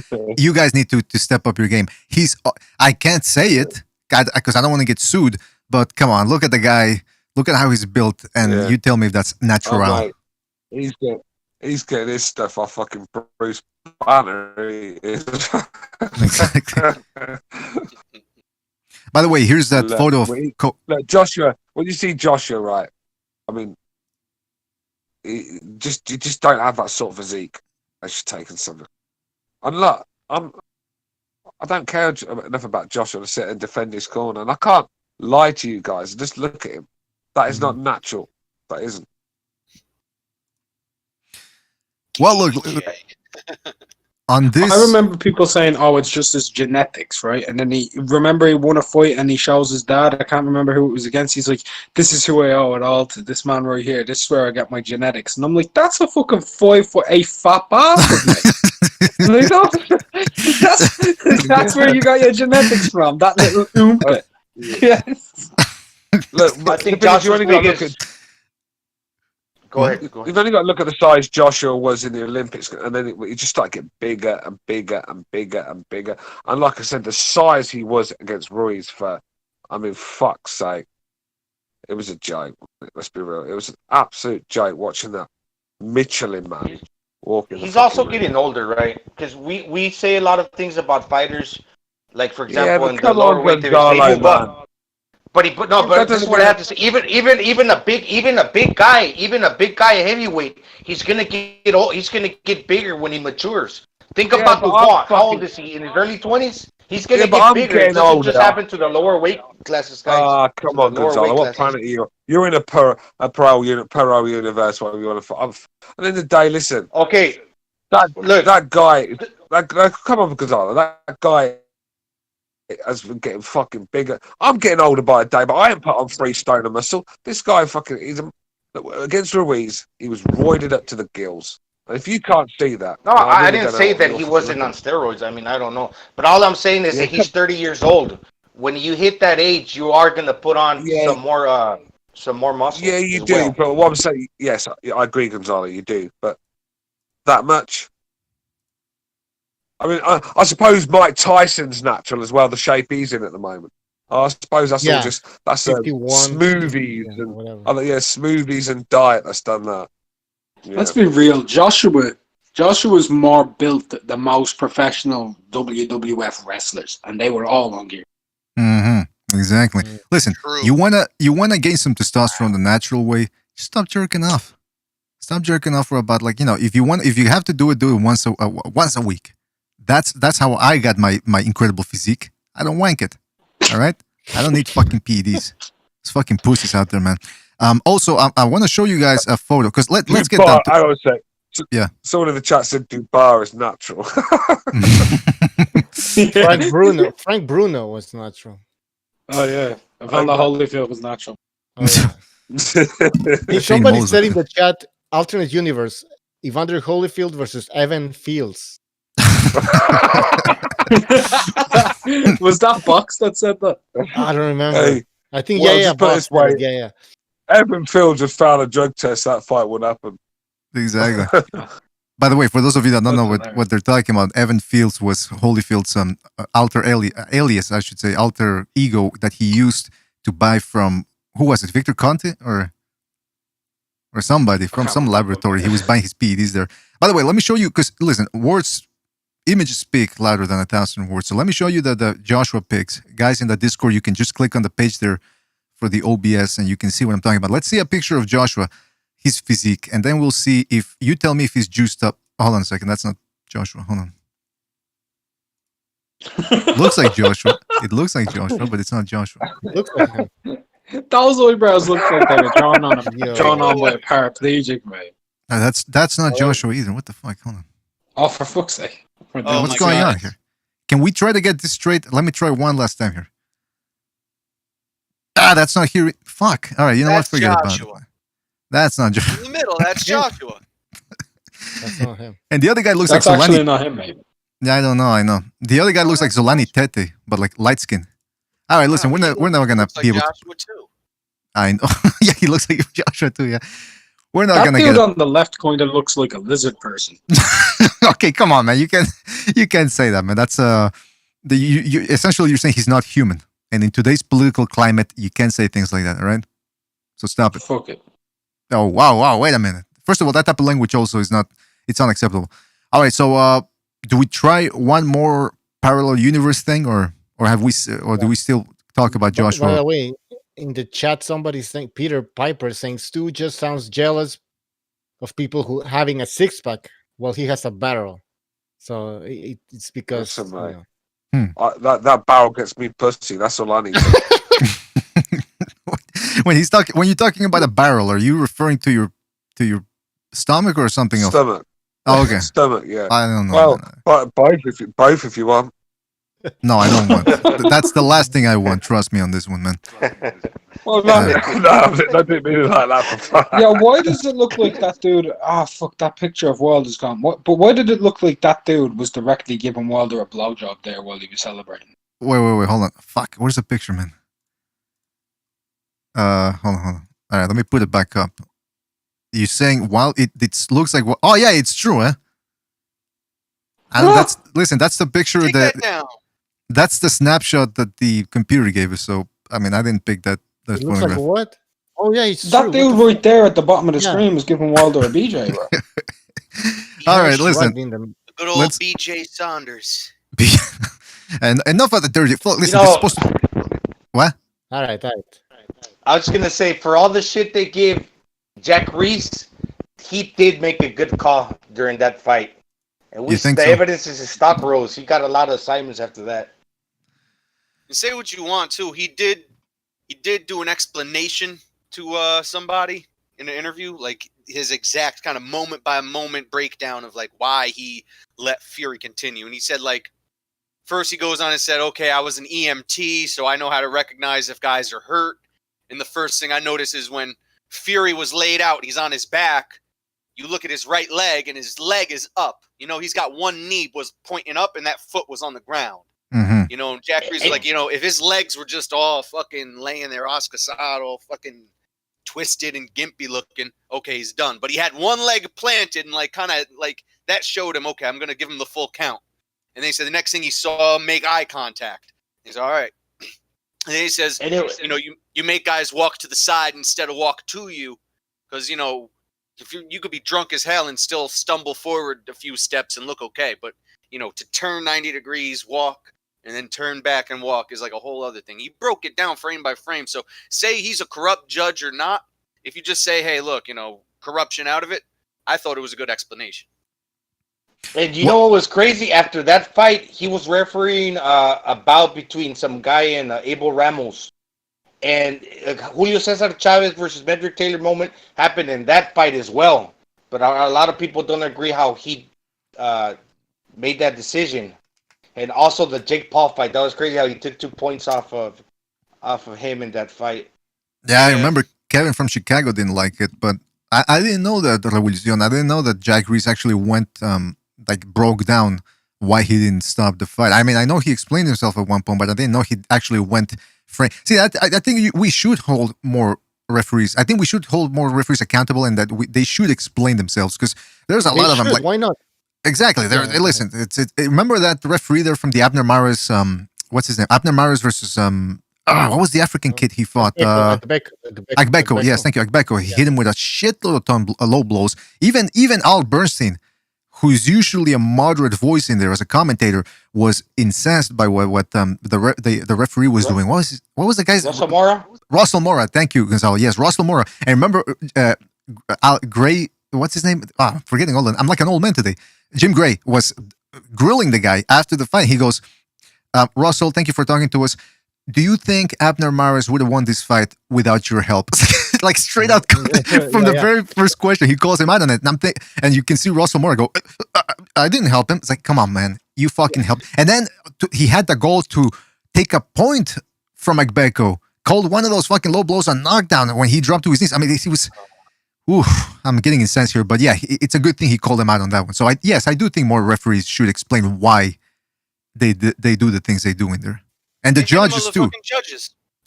Exactly. Just about said, get them up there. If the crowd starts booing, I think that should be like a thing. Look, if the crowd is clearly not happy, have them come up and give an explanation. Mm-hmm. A press conference. Everybody should leave there with some understanding. Yeah, exactly. Have a feeling ripped off. Post-fight press conference. And then you have the referee and the judges just explain what they saw. What's the problem? If you know what I mean, what are they hiding? Nothing.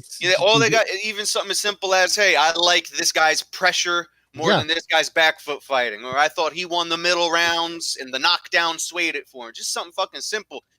You got some of these guys, like, I'm thinking from this year, Joe Smith Jr. and Jesse Hart.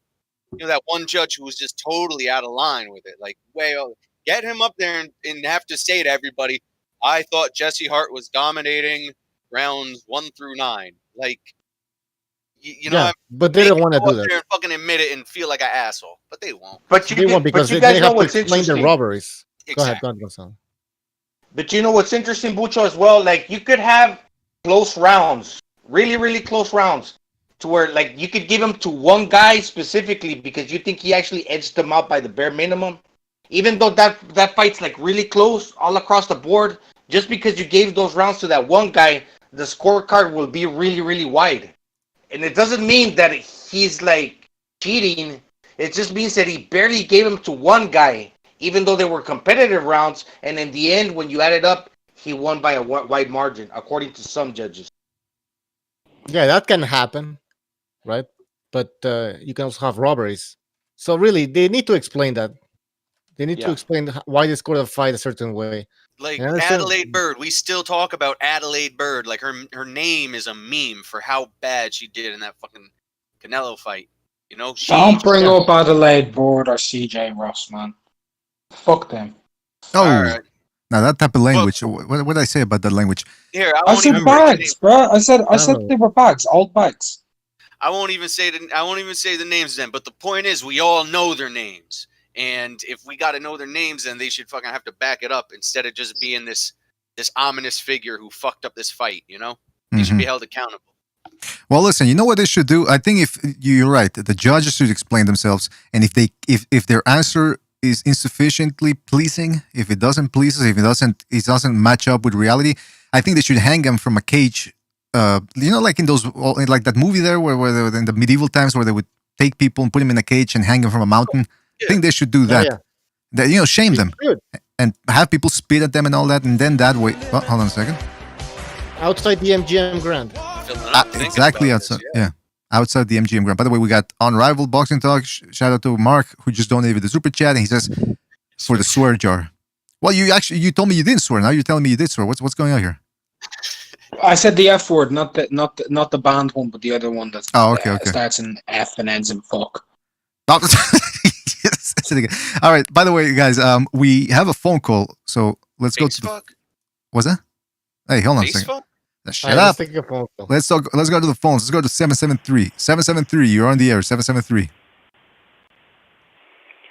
Man, I feel bad for the boxing community. Still having to talk about Wilder versus Fury. And while the UFC world, they're putting on great fights weekend after weekend. Main event tonight, Poirier versus Hooker. This is going to be an absolute slobber knocker, but the boxing world's stuck talking about Wilder versus Fury. Who knows when that's going to happen? That sucks. I mean, is there any good fights to look forward to in the boxing world? I feel like there's just no name after no name I'm watching on this ESPN. Dillian White versus Povetkin. Dillian White versus Povetkin. Oh, man, those are two washed up guys. How old is Povetkin now? 40 years old? What's Dustin Poirier ever achieved other than getting beat by Khabib and McGregor? Oh. Dustin Poirier, he beat Max Holloway. One of the best. Good for him. Max Holloway is a weight bully and an anorexic twig. What's your point? And not to mention, there's no shame losing to Khabib Nurmagomedov. Probably the greatest lightweight of all time. So that's your criteria. Still lost. Nobody. Yeah, he hasn't done anything though. He's never done anything. All right. Well, his point is that UFC is putting on better fights than boxing. They are. Overall, I think he's They right. are. I mean, I don't know, but this is what I'm hearing from UFC fans. They seem happy. We don't. So, yeah. Yeah, but it's kind of like saying chocolate is better than vanilla, though. You know what I mean? It's two different fucking varieties of thing. It's not like WCW, WWF back in the day. You had two wrestling companies going on. We're not comparing Top Rank and PBC. Yeah. It's two different products, man. You have to pay elite boxers more. Rebel, elite boxers, you have to pay them more than the UFC guys. The UFC makes more money, probably in revenue over TV rights, but they pay their fighters less. That's a good point. And let's also not forget that right now the UFC is not without their own troubles. Jorge Masvidal, who's one of their big stars, he's having some trouble with the pay. He doesn't like what he's hearing in regards to his salary. John Jones, I don't know. I think this weekend he's going to run into another woman. That's what he usually does on Saturdays. Then you got Cain Velasquez, who is the great Mexican hope. He just got fired from the WWF, from what I heard. Conor McGregor, another guy that doesn't want to fight unless they pay him more. So, it's like, okay, they're putting on good fights, but let's see how long that lasts before they start their fighters start imploding or want to create a union of some sort. Yeah, I don't think that brown pride tattoo's looking very well now these days. BDA. I think those are kind of like outdated. Brown pride in these times. Jorge Masvidal, he's the number one guy faced up. He's going to be challenged for the belt instead of Masvidal. So I don't think he's the bigger name, but I'm actually more intrigued with this matchup instead of Masvidal. Burns, I think he matches up better with Usman, so I think it's going to be a better fight. And as far as John Jones, I could care less about Jones. The dude's he's a drug cheat. He lost his last fight, in my opinion. He's not the same. He knows his career is dwindling down. He hasn't been looking the same, so he's trying to protest for some more money. So that's what that is. I don't think anybody will miss John Jones if he goes away. But yeah, my point was regarding the quality of the fights. I mean, boxing world.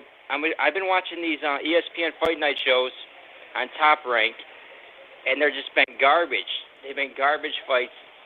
You either have no idea who they are, or they're just absolutely mismatches, like that Shakur Stevenson fight. And now we're forced to talk about Tyson Fury versus Wilder 3. Well, first of all, we're not talking about forced this to. shit for the past Listen, year, Kevin. it seems like every show. We're not forced to talking about him. We want to talk about him because it was a good subject. That's what the computer told us. They gave us that subject. Second of all, let's get, we can complain all we want, but let's talk about results. Let's say you had Bob Arum in front of you. What would you tell him to straighten him out so he makes some of the best fights out there? I tell him to quit being a Jew and Oh, okay, come on. get going. Okay, no, wait a minute. No. What are you doing? What are you doing? What's the matter with you? Look at him laughing. That's an evil laugh right there, man. Regarding the fighter pay, they make a good point regarding the fighter pay because it's actually Dana White being the greedy Jew in this situation because You got to stop saying that. he's the one, even though he's not Jew, he's the one that the thing though is the UFC fighters, it actually benefits the UFC fans because the fighters don't got as much say, and it's really like either sit out and don't take fights, or you fight who's in front of you, the best guys. It's pretty much those two options. And we're in boxing. You're allowed to be divas and pick and choose, and now I'll go this way and that way, whoever I want to fight. No, I'll do weight manipulations, contract manipulations. Just so much bullshit politics in boxing that's a big problem. Yeah, man, listen, this whole thing, you can see it's working both ways right now. For Dana White, he does have his problems with his fighters. He's got an uprising on his hands, but at least he can make decent fights. Whereas Bob Arum right now, some of the stuff he's putting out is just straight. If you thought everything else we had before, the COVID thing was garbage, you should look at some of the ESPN telecasts. Although the last one wasn't that bad. The last two weren't that bad. But anyway, listen, Kevin, we're going to have to move on. Anything else you want to say before we move on? Anything else I want to say before I move on? I'm at an echo here.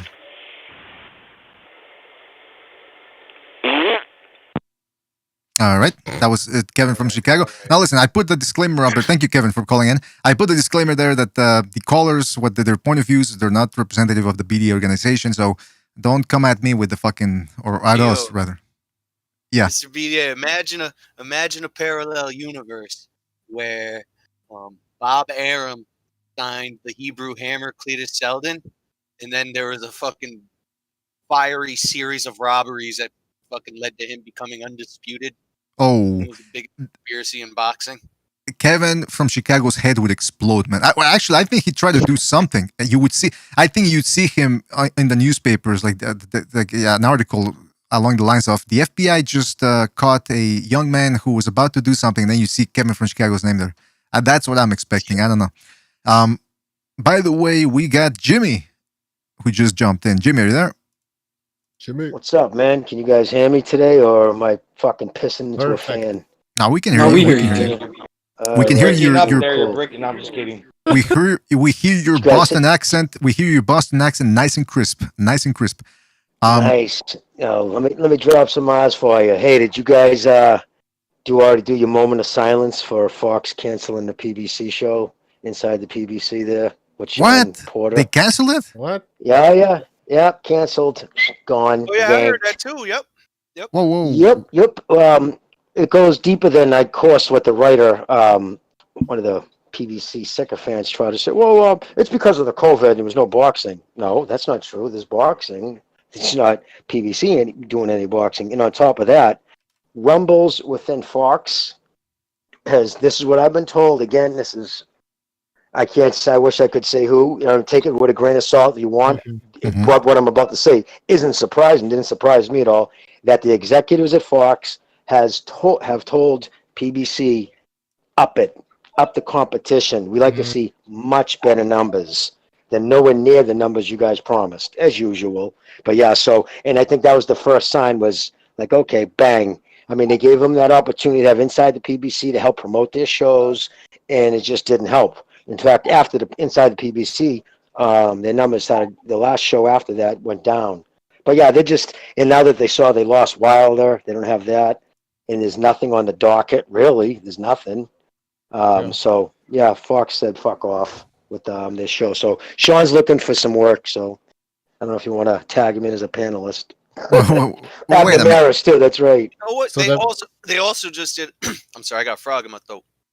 But they also canceled the WWE like backstage kind of same style, like just wrestling, but same style, like inside backstage. Fox just canceled that too. So they're dropping a few shows actually. But see, this isn't good, man, from my point of view, because this type of shows, they pump me up. You know, they give me something to watch. They give people that don't know about the boxers a little backstory about, you know, to get them interested to watch the fights. I'm surprised that, I mean, how much money were they spending in there? Like studio cameras and all that, and paying the talent. I mean, how much could they have been wasting on that? Well, I'm sure Fox wasn't spending a dime on like institutional stuff. I'm sure that was all on PBC. They have their own studios. They were just, but they always do this. It's numbers. If advertisers, you know, when people who sell advertising space for Fox approach a company, hey, you know, you're a young, small company, we've got a lot of money, we got the sport events here. Okay, what are the numbers? What are you pulling through the, you know, especially the 18 through 54, that age demographic is the most important. Mm-hmm. And if it's doing, you know, like square, you know, pants, SpongeBob is fucking outdoing them in numbers, they're just not going to, they're not going to be able to sell any advertising. Well, So SpongeBob they did say, I think, that SpongeBob is a homosexual, I think. So I mean that probably got the name in the news a little bit. But it stands to reason, man. I mean, this isn't good. This isn't good for boxing. What? This is the show they would just hype up their coming fights, right? And like go kind of in depth, right? Yes. So I mean, didn't someone say like after they started doing this show, their numbers for the fights started going down? Because I mean, it kind of unhypes people when you hear shit like Robert Easter Jr. grew up in Toledo, Ohio. Well, yeah. You think SpongeBob would have been a good boxer? Maybe because he would have soaked up a lot of punishment, right? But maybe not because he squares up too much. Fucking Gonzalo. Oh my god! What a double! Oh man, this is Gonzalo. Gonzalo's the leader.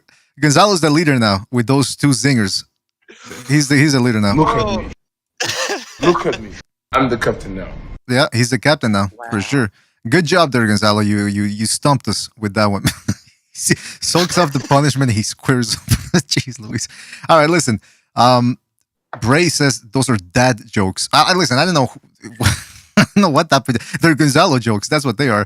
But okay. But going back to this whole PBC thing.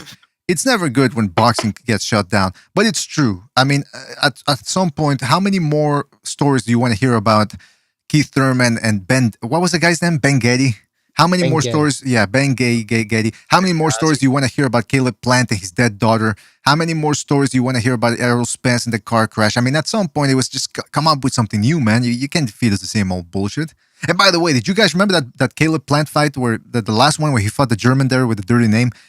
And they did a horrible pre-fight presentation where they had one of the women there that does the commentary along with Joe Goosen, and they went to a bar, and it looked like a Miller Lite commercial for women or something. You know, they're dancing and there's country music. It's like the people on the Discord. I was watching the fight while I was on the BDA Discord, and you know the Discord guys, they're a bunch of animals. You should have seen them score. You know, just ripping these people apart. It was disgusting. But it was well deserved. So yeah, maybe in hindsight, maybe if they couldn't step it up, maybe they do deserve to get canceled. I don't know. It's a shame. It's a shame because anytime something boxing related gets canceled, it's not a good look. And last I heard, Abner Maris was clout chasing Ryan Garcia on social media, and you know he's not that popular anymore. Abner Maris is. No, yeah, he's done. Yeah, he just became a citizen, by the way. He was relevant because he was on that show, basically. It's a shame. And you guys were talking too about Dana White with the reason why he can fuck with his fighters. First off, they're all exclusive to him. So if they fight anywhere else, they break contract. So he's got them by the nuts. Mm-hmm. And on top of that, listen, I don't give a fuck what anybody says, man. Boxing, because you're up on your feet, there's so many more things that have to become second nature. We see it all the time. Guys who've been fighting, you know. Any other profession, you do it 10 years straight, you figure, oh, well, who cares if you started at 18? boxing, because it's so lethal and everything's a split-second reaction, you have to do it a lot from a young age. Whereas fucking MMA, you get hit, you don't like the way it felt, you just dive at the dude's waist like you're at a bar in fucking Jersey. You know what I mean? It's just so that's the reason why they can replenish their line, their ranks so quickly. Exactly. I mean, look at George St. Pierre. George St. Pierre didn't start doing MMA. I mean, he was only somewhat a couple of years by the first time he fought for a championship. Before that, he was just doing karate.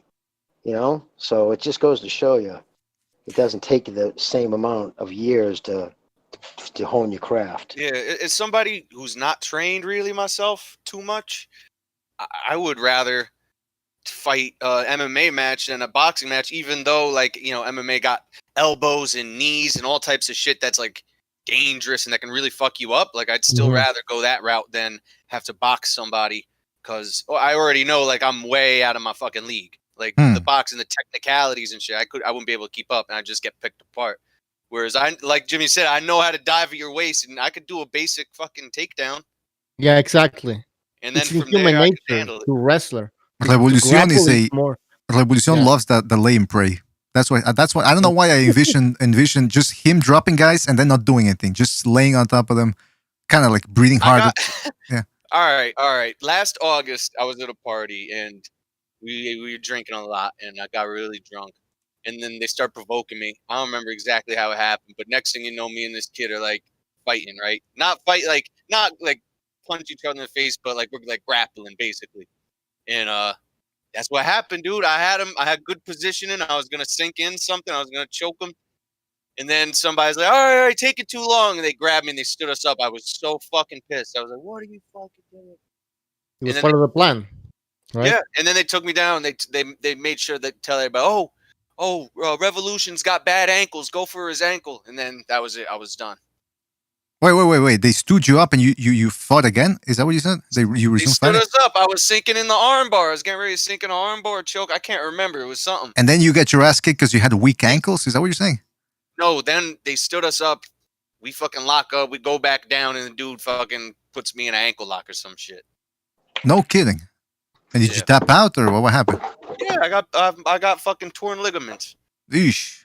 See, that's a bad excuse. I was like, thank you guys, thank you A for fucking ruining my finish, and then ratting me out, stooging me off.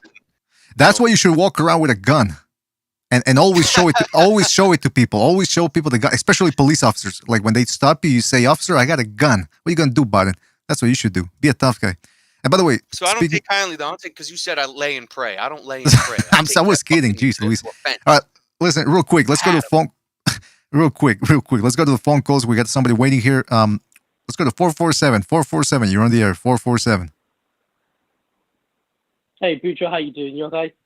First of all, this BDA, man. I'm Bucho. Oh, sorry, dude. My apologies. Sorry. It's too late, No man. worries. I'm too late. I'm gonna have to hang up on you. Call back next time, all right, man? No, I'm kidding. What's up? Is this Kenshiro, right? Oh shit. Yeah, it is.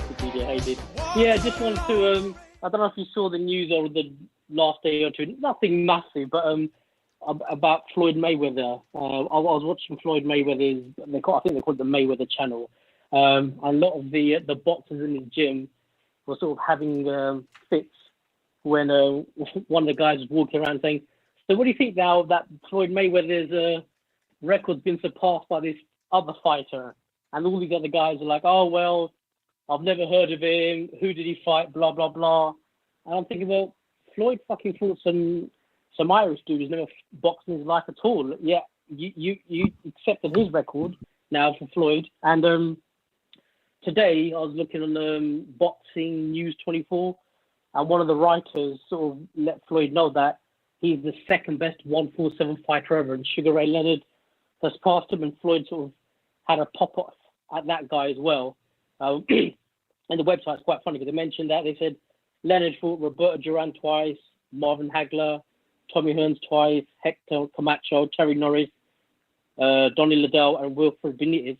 And then on Mayweather, it says he fought Manny Pacquiao, old and injured, Marcus Madonna, a crude slugger, Juan Marquez, fighting 3 weight divisions above his best weight, Shea Mosley old, Ricky Hatton a 140-pounder fighting above his natural weight, Zab Judah shot, and Oscar De La Hoya old and inactive. And Floyd had a massive pop at that guy as well on the website. So, just remember something. Do you what I said just now? I mean, I kind of do agree with what the Boxing News 24 guy is saying in terms of Leonard is a better 147. Jimmy. Yes, you sir. Saw Leonard. You were in the 80s, around in the 80s. What do you think about that? Floyd Leonard. At their height, we'll see at their best, at their best. Floyd's not a 147. At his best was 130.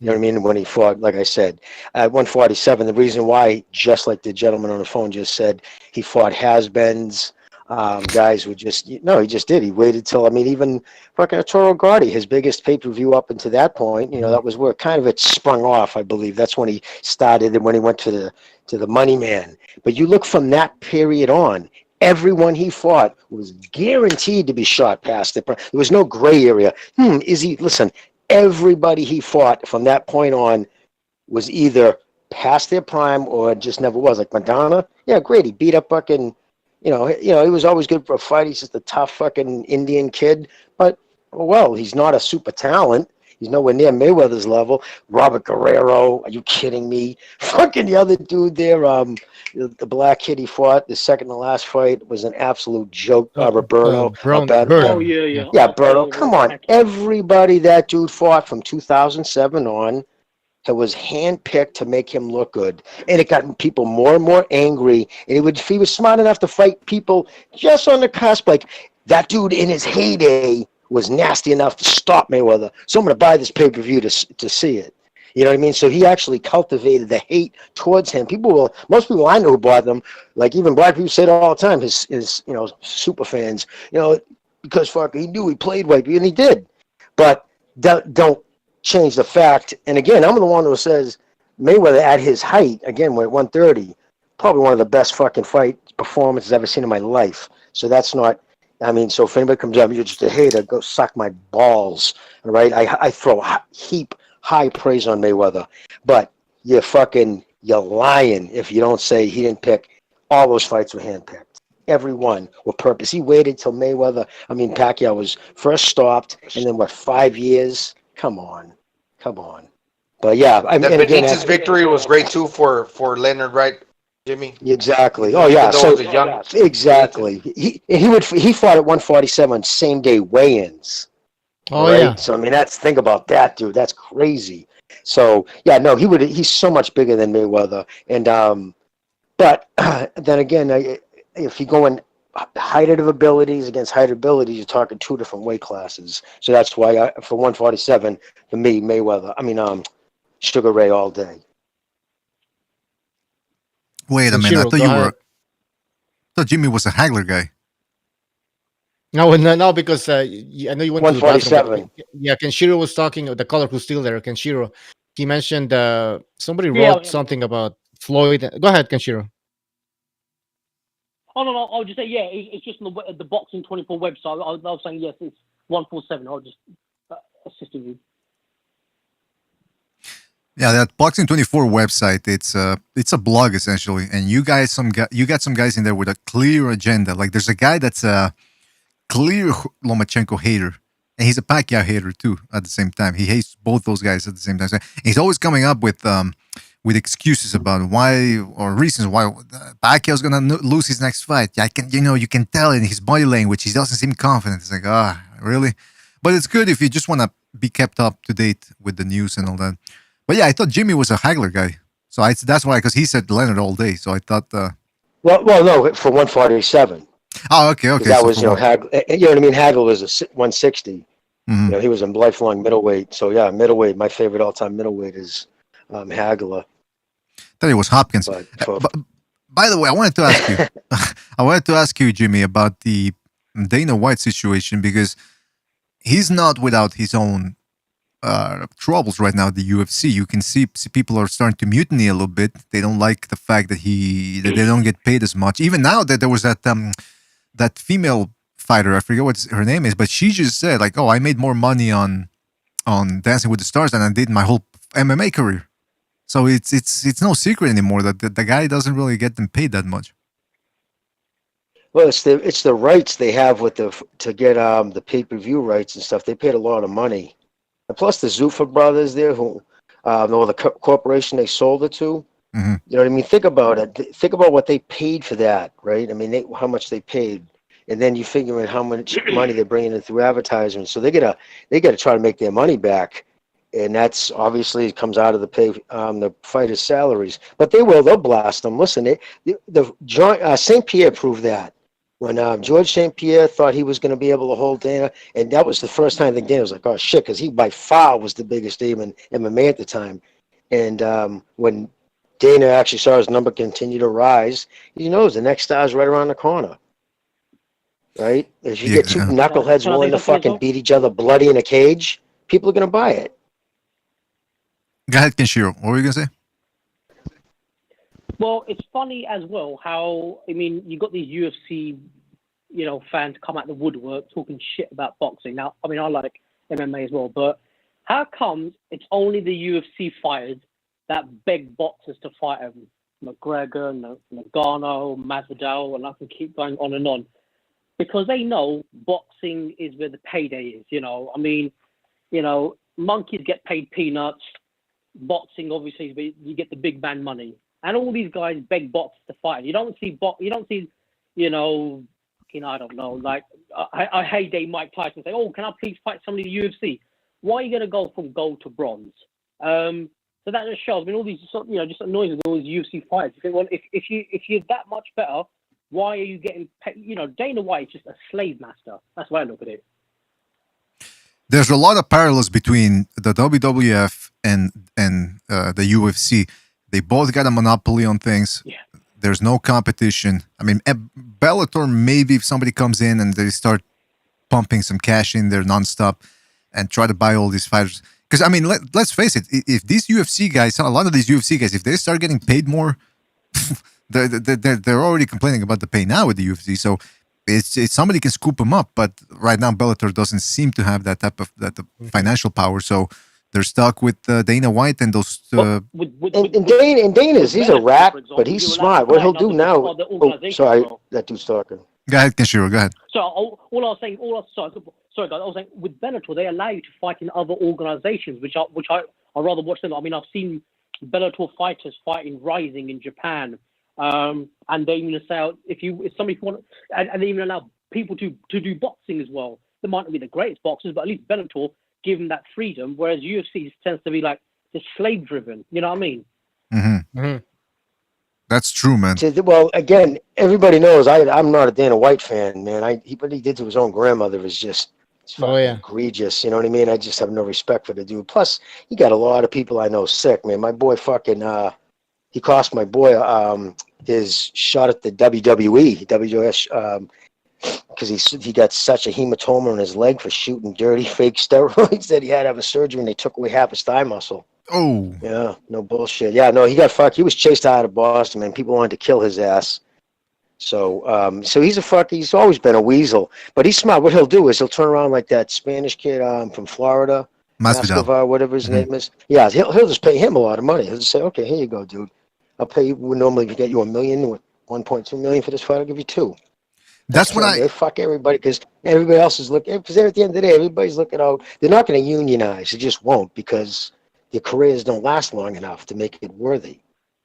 That's why I said the parallels between the WWF and UFC because in the 80s was it, on the 90s, early 90s, I think, the wrestlers wanted to unionize, and it was what's his name? Yeah, Jesse Ventura. Jesse Ventura, yes, he wanted to create a union, and then Hulk Hogan stabbed him in the back, and he went to Vince McMahon and ratted on him. So, like you said, Jimmy, if Masvidal gets a big payday and he gets told to shut up. Why he doesn't have a fucking loyalty to all these other guys? I don't think he's not gonna say, "Oh, I'm doing this for the cause." He's gonna get paid what he wants. He's gonna shut up. He's gonna toe the line, and everybody else is gonna follow suit. I think exactly. It's a fucking dam, dude. Once the dam breaks, once somebody signs, the name fucking signs, everybody else is like, "Fuck this." People are signing. I better get mine while I can get it. You know what I'm saying? And the bottom line is when that's all the money you make. I mean, Mascarell, that kid's been fighting since he was 12 years old, you know, on the street and whatever. This is all that kid knows. What is he going to do for a living?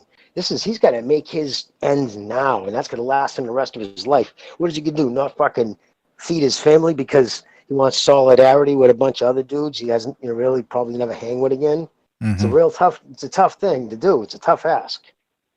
Hey, Jimmy, maybe that then canceling that PBC show is a sign that something's coming with the PBC, that they're going to sign over their company. Well, I'll tell you right now, fucking if White did buy it, man, he'll have no problem. But okay, who's the top guys? What do we got? Thurman, you're fighting that. That's what you know. He's not gonna give him the options. Hold on, before we continue. A bit pissed off. Before we continue on that, Kenshiro, you still there? Yeah, I'm here. Okay, you want to say something? No, I was just going to say that, like, let's say, for example, if you was a boxer, BDA, and some UFC fighter wanted to fight you, you can make that decision yourself, essentially. Whereas that UFC fighter still has to ask Dana White permission to fight you. So that just shows the level of control and who's the man in the relationship. You know what I mean? Well, first of all, if I were a boxer, nobody would tell Mr. BDA what to do. Mr. BDA dances at the beat of his own drum, and that's just all there is to it. No, but you're right. I mean, listen, these guys, like Jimmy said, they want to get paid, and that's how they make their money. I mean, what is Masvidal going to do if he's not fighting right now? What is he going to do? Public speaking? I mean, he could probably be a good trainer. He's got the experience, but he wants to get paid those big numbers. So, I mean, he's going to have to either go with somebody else or do what Dana White says. Again, Dana White can just give him a couple more bucks and he'll be on his way. All right, so Kenshiro, anything else you want to say, man, before we move on? No, I just want to say thanks, guys, and please keep up the good work. Well, thank you. I appreciate your call and your support, man. Take it easy. Call back next time, all right? See you next time, bud. Thank you. All Bye-bye. right. Take it easy. Yeah, man. I mean, Gonzalo asked a good question. Is something coming up here with Dana White and the PBC? But here's the question, though. If Dana White starts implementing his tyrannical ways with the PBC guys, don't you think maybe Eddie Hearn or Bob Arum will come along and say, hey, guys, we'll sign you up and you'll fight, we'll give you a little flexibility on who you can fight and you still get paid the same amount. Like, what's Dana White going to do then?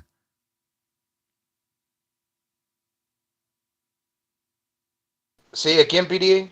Like, let's say Dana White buys the PBC and he starts doing what he does with those guys. Like Jimmy said, like, hey, Keith Thurman, you're fighting Errol Spence now. No ifs and buts about it.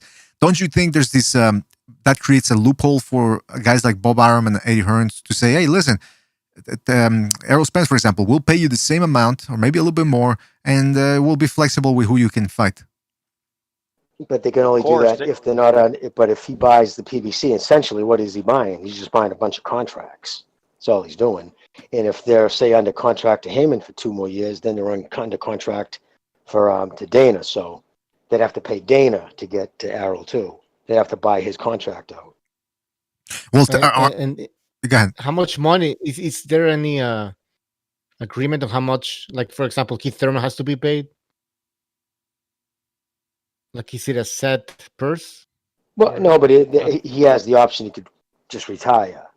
You know what I mean? But I'm sure Heyman has it in the contract. Okay, retire, but you have to be retired and out of the game for 3 years before you're able to fight again. I'm sure you guys know, walk away, that's true. Anywhere else. So, yeah, I'm sure his contracts are fucking airtight. So that's what he'll essentially be doing, is selling contracts. But it's like one of the Charlos. He was with De La Hoya. He left De La Hoya. He joined the PBC. He's living his life like a rich man. Has he put in the work to get all that money that he's flaunting, or what's up with that?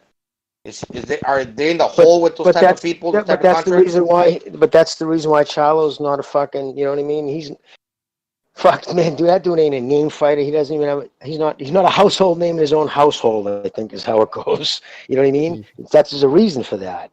He's just only the hardcore boxing fans know him. There's no crossover star ability. They're in their 30s now. But how would that work, though? Do you think all that money that he's flaunting is that he earned on his purses, or did they front him some money? Well, $1 million. According to the fucking, he's worth $1 million. I don't know if that's liquid. I don't know if they take how those celebrity pages figure that out. If they take what they've past earnings, property under their name, I'm sure there's some formula they use.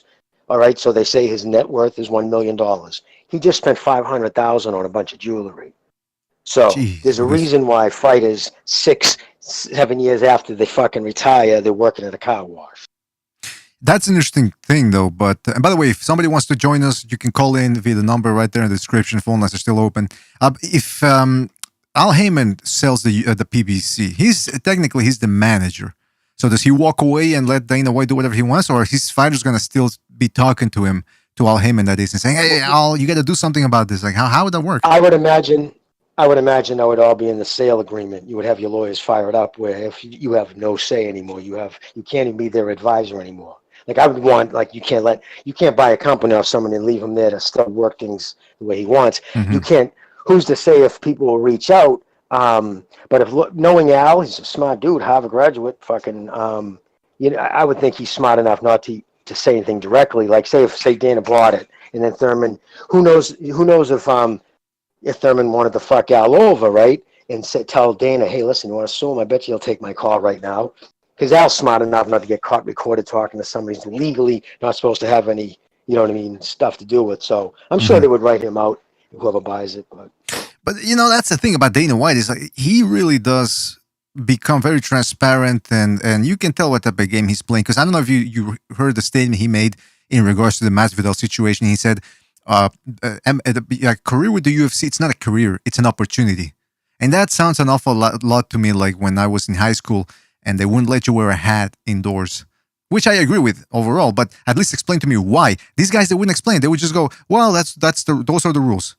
It's a privilege. I'm like, how is it a privilege? I mean, that's what it sounds like to me with Dana White. He can't explain the things properly because he can't explain it. What's his term? He says it's not a career opportunity. He says it's not a career. He says it's not a career. It's an opportunity. Meaning, if you want to keep fighting, you can go somewhere else. But this is the big leagues for MMA, and we're giving you the benefit. Well, he's probably going by. I'm not sticking up for Dana, but I'm sure he's going by. He sits down with people and he says, "Listen, the average career is 3 years. Mm-hmm. You're lucky if you have 3 or 4 fights. You got to get it where you can get it. You know what I mean? It's not. You're not going to be doing this your whole life. It's not a career. And the thing is, like, this fight is in Thailand. This fight is in Philippines, Japan. There's MMA fighters everywhere, and there's some good ones. It's getting really big in Eastern Europe. And so they're everywhere. You might have to, start signing more. In Brazil, you kidding me? There's a gym on every other corner. So he knows he could just replace them. He just get some more savages to beat each other. Remember, you're always going to take the first person who's poor is going to take that money. Mm-hmm. It's true because with Masvidal a year ago, he was just another contender. He was a guy that had always fallen short. All of a sudden, he starts going on this podcast. He starts putting in the work with his online presence. And then he gets that sensational win over Ben, what was his name? Ben Askren with the flying knee. And boom, he's a mainstream star all of a sudden. He's all over the place. But if he disappears, like Jimmy, like you keep saying, eventually somebody else comes along. Like with boxing. And let's not, with the MMA, it seems like the careers are shorter because it wasn't that long ago that, what's his name? Luke Rockhold. He looked like he was going to be on top for a long time. Now look at him now. He's got 3 losses. I don't know if it was back-to-back, but within 2 years, he got knocked the fuck out 3 times. So, and now people are saying, well, he should retire. So that's what happens in MMA, man. It's like you see the guy wins the title and then 2 fights later, boom, he gets knocked out 2 times in a row. Bad. And you never hear from them again. Dude, if you just said the names, if somebody just did the lists of all the top 3 earning MMA fighters of the year starting in 2007 up till today, every other name you'd be like, oh shit, I remember him. Oh shit, what happened to him? I'm telling you, it goes bang, bang, bang. And same thing in boxing. For every Muhammad Ali, there's 10,000 Abner Morrises that someone will say his name 10 years and you say, oh shit, remember that dude? Like just barely a fart in the wind. Exactly. It seems like the UFC has a harder time creating stars. I bet if like that George St. Pierre guy were to come back, he'd be a star even now. Oh yeah, absolutely, yeah. The ones they have now, yeah. Brock Lesnar too. They brought him back after he lost to Overeem, and he had 1 fight, and I think he tested positive for something. He said, "Screw this! I'm just gonna go back to fake fighting and then the WWF." So I mean, some of these guys got options, some of them don't. Like Masvidal, he's a fighter through. And even, look, I get the feeling right now, Masvidal, he's what, 32? Maybe older than that, 34? He doesn't want to do anything else. He wants to fight. He's a real fighter.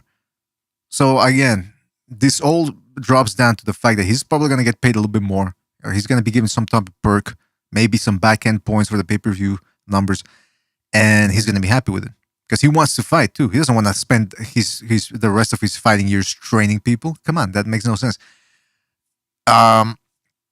When it comes to the overall thing about the UFC right now, though, yeah, they're in a little bit of trouble because they don't have a mainstream star right now. And by the way, let's talk, people love to talk about how, I hear this all the time from people that don't know about boxing.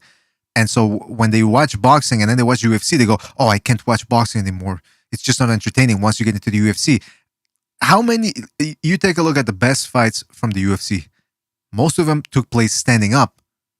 It's because when they're striking, that's when it's exciting. People don't want to watch fucking Khabib dropping some guy and just ground and pounding him all the time. It gets boring after a while. They did a poll, dude, back in the 90s. There was a poll, and it was crazy amount of MMA for like 99 when they were looking to sell the EFs before the Zafar brothers bought it. Zafar brothers, whatever the name is. And 89% of the fans preferred stand-up. They would say, what part do you like better, stand-up or wrestling? And it was a bunch of multiple choices. And in all cases, yeah, it was stand-up, of course. You know what I mean? So it's just it's boxing's retarded little brother. Well, I wouldn't go that far, but listen. Stand up. There's just a handful of guys who are great stand up guys with head movement. Believe it or not, I know he looked like a dope fighting Floyd, but Conor McGregor is a kid. I believe if he would have started boxing young, which he did, I guess he used to hit the pads. It's very big in the Irish culture, anyways. But you can definitely tell he's got a beautiful left hand the way it comes across his body. You know what I mean? This is some guys I think would have done well. But the other guys, they're just no head movement. They're just throwing haymakers. First man lands, fucking wins type fucking play. Yeah, that's what it is with a lot of these MMA. I realize, they don't, when they stand up, most of these guys, they're just looking, a couple of strikes, and all of a sudden, boom, one shot, the other guy jumps on the other guy, boom, boom, boom, a couple of shots, the fight stopped. That's why they changed the titles. Yeah. Oops, sorry. Keep going. No, I was going to say the kid like Gagey, that white kid with the cauliflower ears, and you got guys like him who just get their brains beat in to land their punches. They just know, they're just betting on that they can fucking take more than you can give. You know what I mean? Like, we're just going to exchange. But I know, they bet on that they're going to knock you out before you knock them out. And there's just a handful of guys like that who are willing to let you use their head as a target practice. Yeah, man, but...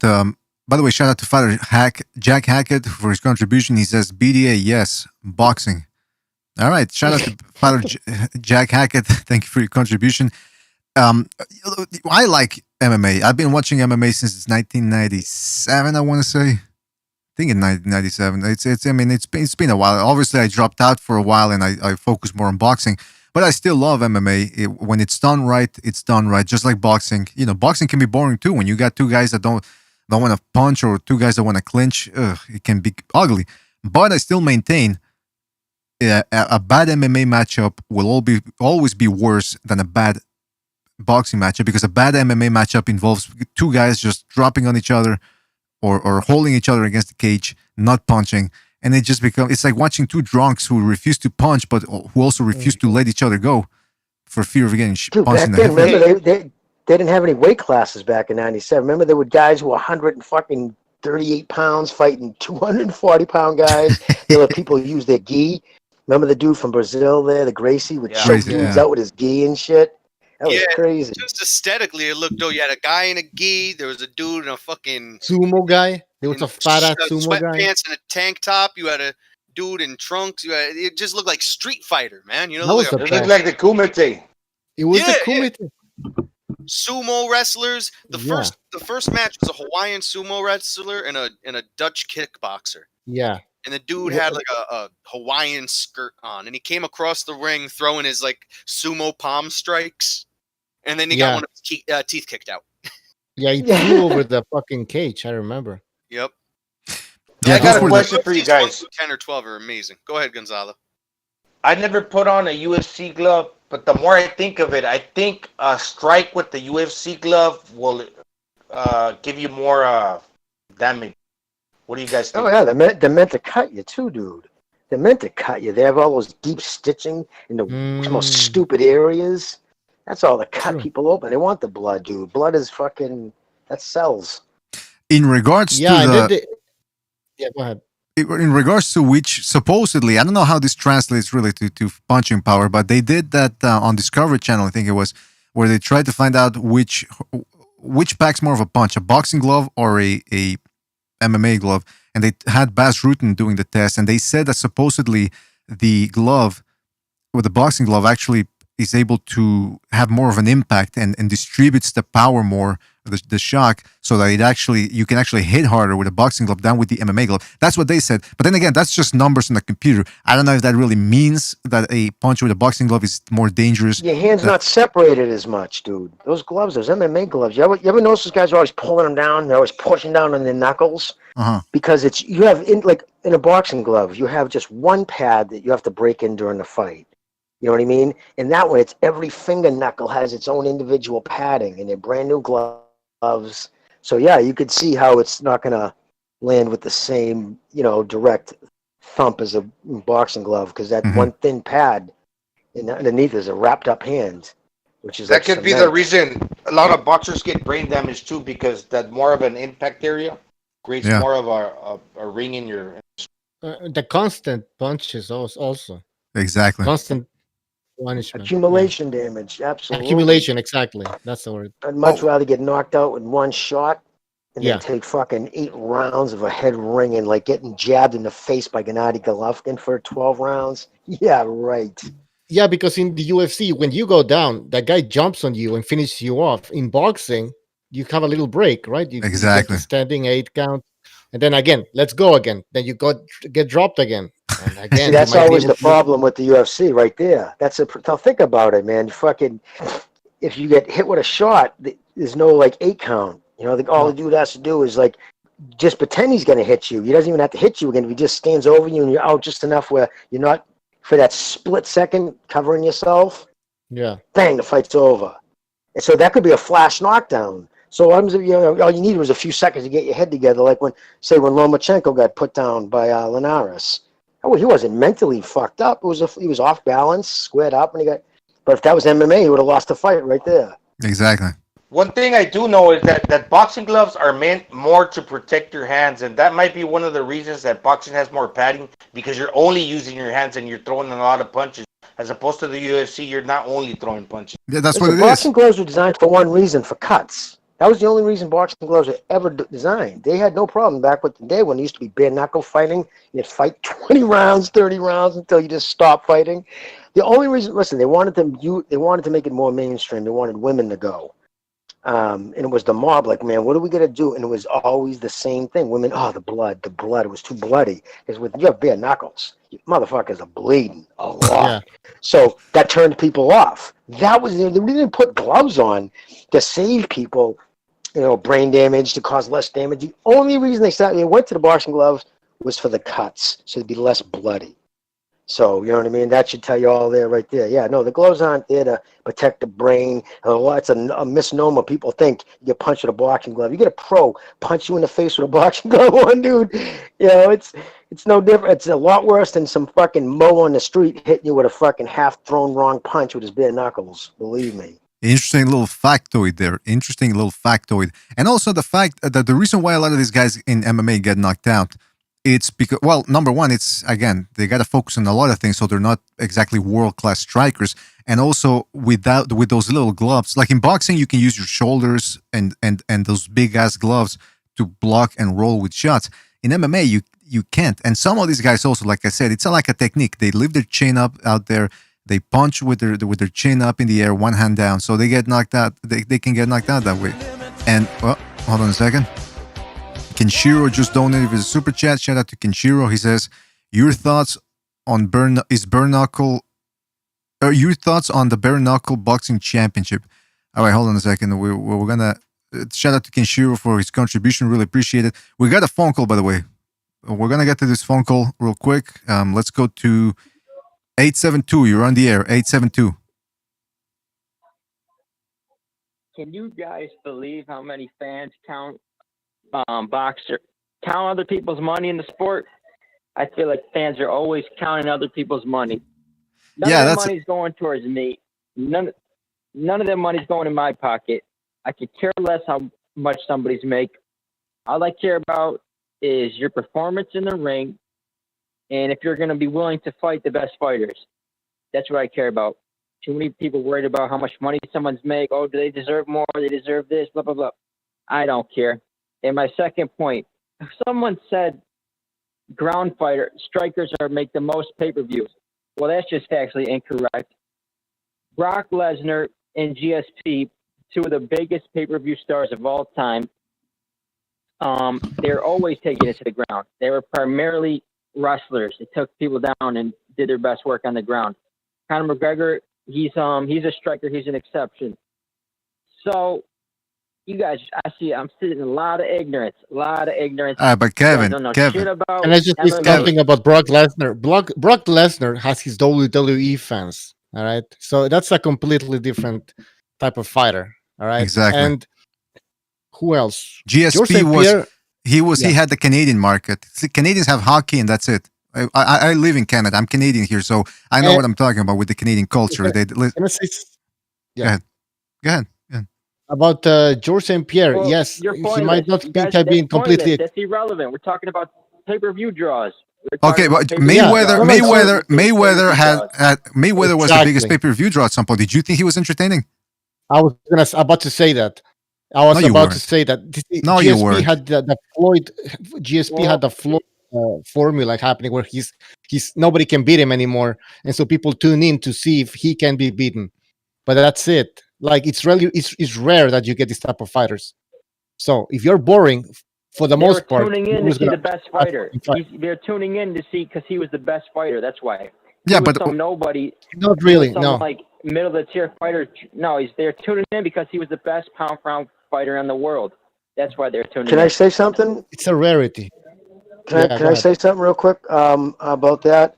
If that was the case, if it was all about pay-per-view, there was a correlation between skills of the MMA fighter to pay-per-view numbers, wouldn't Mighty Mouse, he was probably the best all-around MMA fighter, and he couldn't even have his own pay-per-view. I'm just saying. Nobody cared about him. And in boxing, he had other fighters that were actually pretty decent, but they were boring as hell. What? Well, no one's saying that the best fighters are the best, bringing the best, the most pay-per-view buys. No one said that. You said, I was just arguing your point that saying strikers bringing the most pay-per-views. And that's I don't think I ever said that. I said that it's... Yeah, who said that? I don't think I said there was a poll that 89% of fans said they prefer stand-up. I know, I'm just saying myself. I didn't say that about anything. The crowd decides this, though, by the way. The crowd. You can hear them booing a lot of times when they stay on the ground for a long time. Yeah, that's what I said, Kevin. Yeah, thank you for reminding me. That's what I said. I said it's when people like it, they find it more entertaining when people are striking. When I said my point was when people talk about the best fights in the UFC and the most entertaining ones, it's usually fights that took place standing up. I agree with you on your first point as well, by the way, that the people counting other people's money and these fighters' money. It's like, listen, you're not their accountant, so why don't you stop doing that? But in regards to wrestling, come on, man. It's talk to most people out there. Or like Bucho said, gauge the crowd's reaction. When you see two guys going to the ground and they're not punching and they're trying to work a submission, it's not mainstream. It's like boxing. It's when you get a Kovalev-Ward fight. I found the first one entertaining because I knew the skill level involved, even though there wasn't that much action in there. But if it would have been anybody else, a casual fan, they would have looked and they said, this fucking sucks. Why aren't they slugging it out?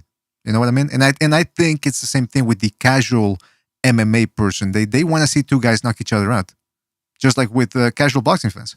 Well, yeah, no one's arguing that. The casual fans love violence. They love seeing fans just get their heads bashed in. And that goes to boxing too. They don't care about the so-called sweet science. They just want to see two guys get in there and slobber knock it. You get knocked out. So that's no well, Kev, let me ask you, brother. Let me ask you a question, right? I'm going to ask you. This is how I feel about certain when it comes to the blood thing, right? Like you said, a lot of people ghouls. That all they want to see is the knockouts. But at the same token, Like the other night, there was an ESPN fight. It was the Spanish kid. What's his name? Fuck. It was the fight before last. He headlined it. They're high on him, but when they were saying who he was, 27 wins, and they said like 6 knockouts. Instantly, I'm like, ugh.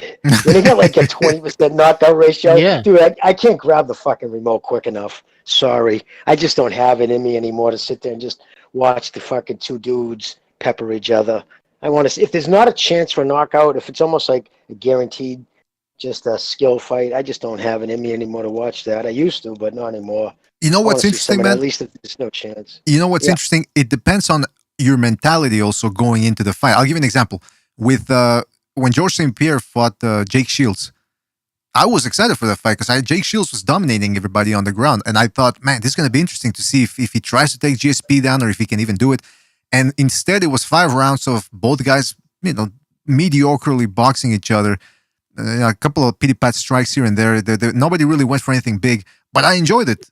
I enjoyed the fight because I knew the level both guys were at. Now, on the flip side of that is when Burchell in boxing fought Miura, I thought they were going to slug it out. And then Burchell decided to box, and it was a complete and total fucking letdown. Subsequently, I rewatched the fight, and I said, it's not that bad a fight. But, I mean, going in there, I was expecting a slugfest, so it was incredibly disappointing. So what I'm saying is it depends on your mentality going into the fight. Right. That's the thing. People, they want to see the best fighters fight, and they like to see good matchups. So, I mean, just because Khabib's not a good striker, they appreciate his skill. They tune in to see, can he get it to the ground? Can he inflict some damage on the ground? People want to see the best fighters fight. So, well, Kevin, you don't have to be some. Yeah, I agree with you. Don't bring up Mighty Mouse. That dude was 112 pounds. Come on, we got to bring him up. We got to bring him up. Count, man. Nobody wants to watch those little guys. Yeah, but Kevin, also you mentioned Khabib. People also they tune into because they want to see the guy. They want to see if he's going to come into the ring or in the octagon rather with dynamite strapped to his chest and run into the crowd and screaming Allahu Akbar. That's what they want to see. So it's not just the fighting itself. You know what I mean? Oh no! That was a joke, by the way. And in case lest anybody think I was being serious, come on. Yeah, that was a joke. Don't email us. Kebab. His name is Kebab. They're made up. No, man, Jimmy, I usually respect you. I will never lose to an infidel. You're just totally off with this one. Go ahead, what? Totally off with this one. You're disrespecting MMA. All these athletes most of them come from wrestling backgrounds, and what did Socrates say? He said, an average wrestler cannot equal to a great wrestler. So he's basically saying wrestlers are the shit. That's basically what he's saying. You talk about the earliest sports in the world were wrestling. Okay? I wrestled in high school, man. Mickey Ward wrestled too in high school. Lowell, where I live, wrestling's the biggest sport. Lowell High is the number one winningest high school, Division 1A in the country. It's known for it. There's a video out right now, a whole movie about George Bosley, the coach. I only did it for 2 years because I wouldn't have been able to make varsity at freshman or sophomore. But yeah, no, it's huge here. That guy, he wasn't the one that was abusing the wrestlers, right? Well, he abused wrestlers. He did some horrible shit to us, but not sexually, but mentally and physically. And he's still a coach, and his son's actually running the school now. Dude, he would have the seniors beat the fuck out of us and shit, like really punch us in the face if we disrespect. Never happened to me because I knew better. I was warned. But Christmas Day, he would have you there at 7 a.m. to run. And if you complained, the seniors would fucking shit stomp you. Yeah, no, he was crazy, dude. Sounds like There's a whole video out on it right now. The only thing annoying is that they're just trying to dry hump them. They're just going to take them down and lay and pray, this and that. That's very rare nowadays. That's very rare. Yeah, but that's what I was going to say, Kevin. The UFC has evolved since the 90s and these last 30 years. Look, think about boxing. In 100 years, boxing has evolved. The UFC in 30 has evolved, and it will continue. 60 in my appreciation of things. Yeah, listen, nobody's denying the fact that it takes craft to be an MMA guy. I mean, you got to learn. you know, that's why I respect guys like Chad Mendes who go in there wrestling and it works out for them with the wrestling, but then they encounter a guy like Jose Aldo and they can't take him down. Then all of a sudden they learn, whoops, I better step up my game here and know how to strike. Otherwise I'm in trouble. So they're definitely evolving. But all we said was that striking, for the most part, most people prefer to watch striking than wrestling. It's more exciting, exactly. Exactly. I don't think that's a controversial point of view. Jiu-jitsu. Jiu-jitsu No, is awesome. that's Like true. to really know jiu-jitsu, that's the oldest fucking wrestling craft in the world. Those guys have been studying jiu-jitsu. There's 90-year-old jiu-jitsu masters. If you try to go on the ground with them, dude, in seconds they'll have you 10 tapping. seconds. 90 years old would fucking fold you like a lawn chair. But then again, that's not going to translate to fucking TV audiences. Yeah, exactly. I mean, I'd be interested because I boxed, I wrestled. That shit blows my mind. I'm like, because they do it so quickly. They're masters at their craft. So I'm interested in all that shit. But I'm talking about crowd up on their feet. They want to see two dudes or two women, whatever you're into, and beating the dog snot out of each other. I mean, don't get me wrong. I like when you see a guy grab somebody by the waist and do a backward souffle onto the back of their neck. That's fucking crazy, and then spin over and drop elbows, which I can't believe they still allow in the MMA, allowing it to still strike people with elbows. I guess you can't do it when they're on the grounds, or can you? That's the hardest part of your human body. Yeah, that's disgusting. They allow that. In Pride FC, go ahead, BDA. Well, just real quick, in Pride FC, they had banned the elbows because they sliced people up real quick and then it stopped the fight. So they decided that wasn't entertaining for the crowd to have a fight end that way. Stop. Yeah. Well, that's the reason why MMA only goes in certain states. It's not allowed in certain states, like in Florida, I think. Well, there's a bunch of them that they don't allow. Florida they can. They won't. Florida they can. They won't allow elbows. Oh, elbows. Okay, Florida they can. Okay, all right. I know there's some states. I know for a while, New York even they couldn't. There's some when they first was sold, there's only 4 or 5 states that allowed it, and they had to change the rules. And one of them were like in Massachusetts, they don't allow elbows unless you do it you have to go to the reservation. You know, if you do it at the one of the casinos. But yeah, dropping the elbow on somebody in the face, to me, like.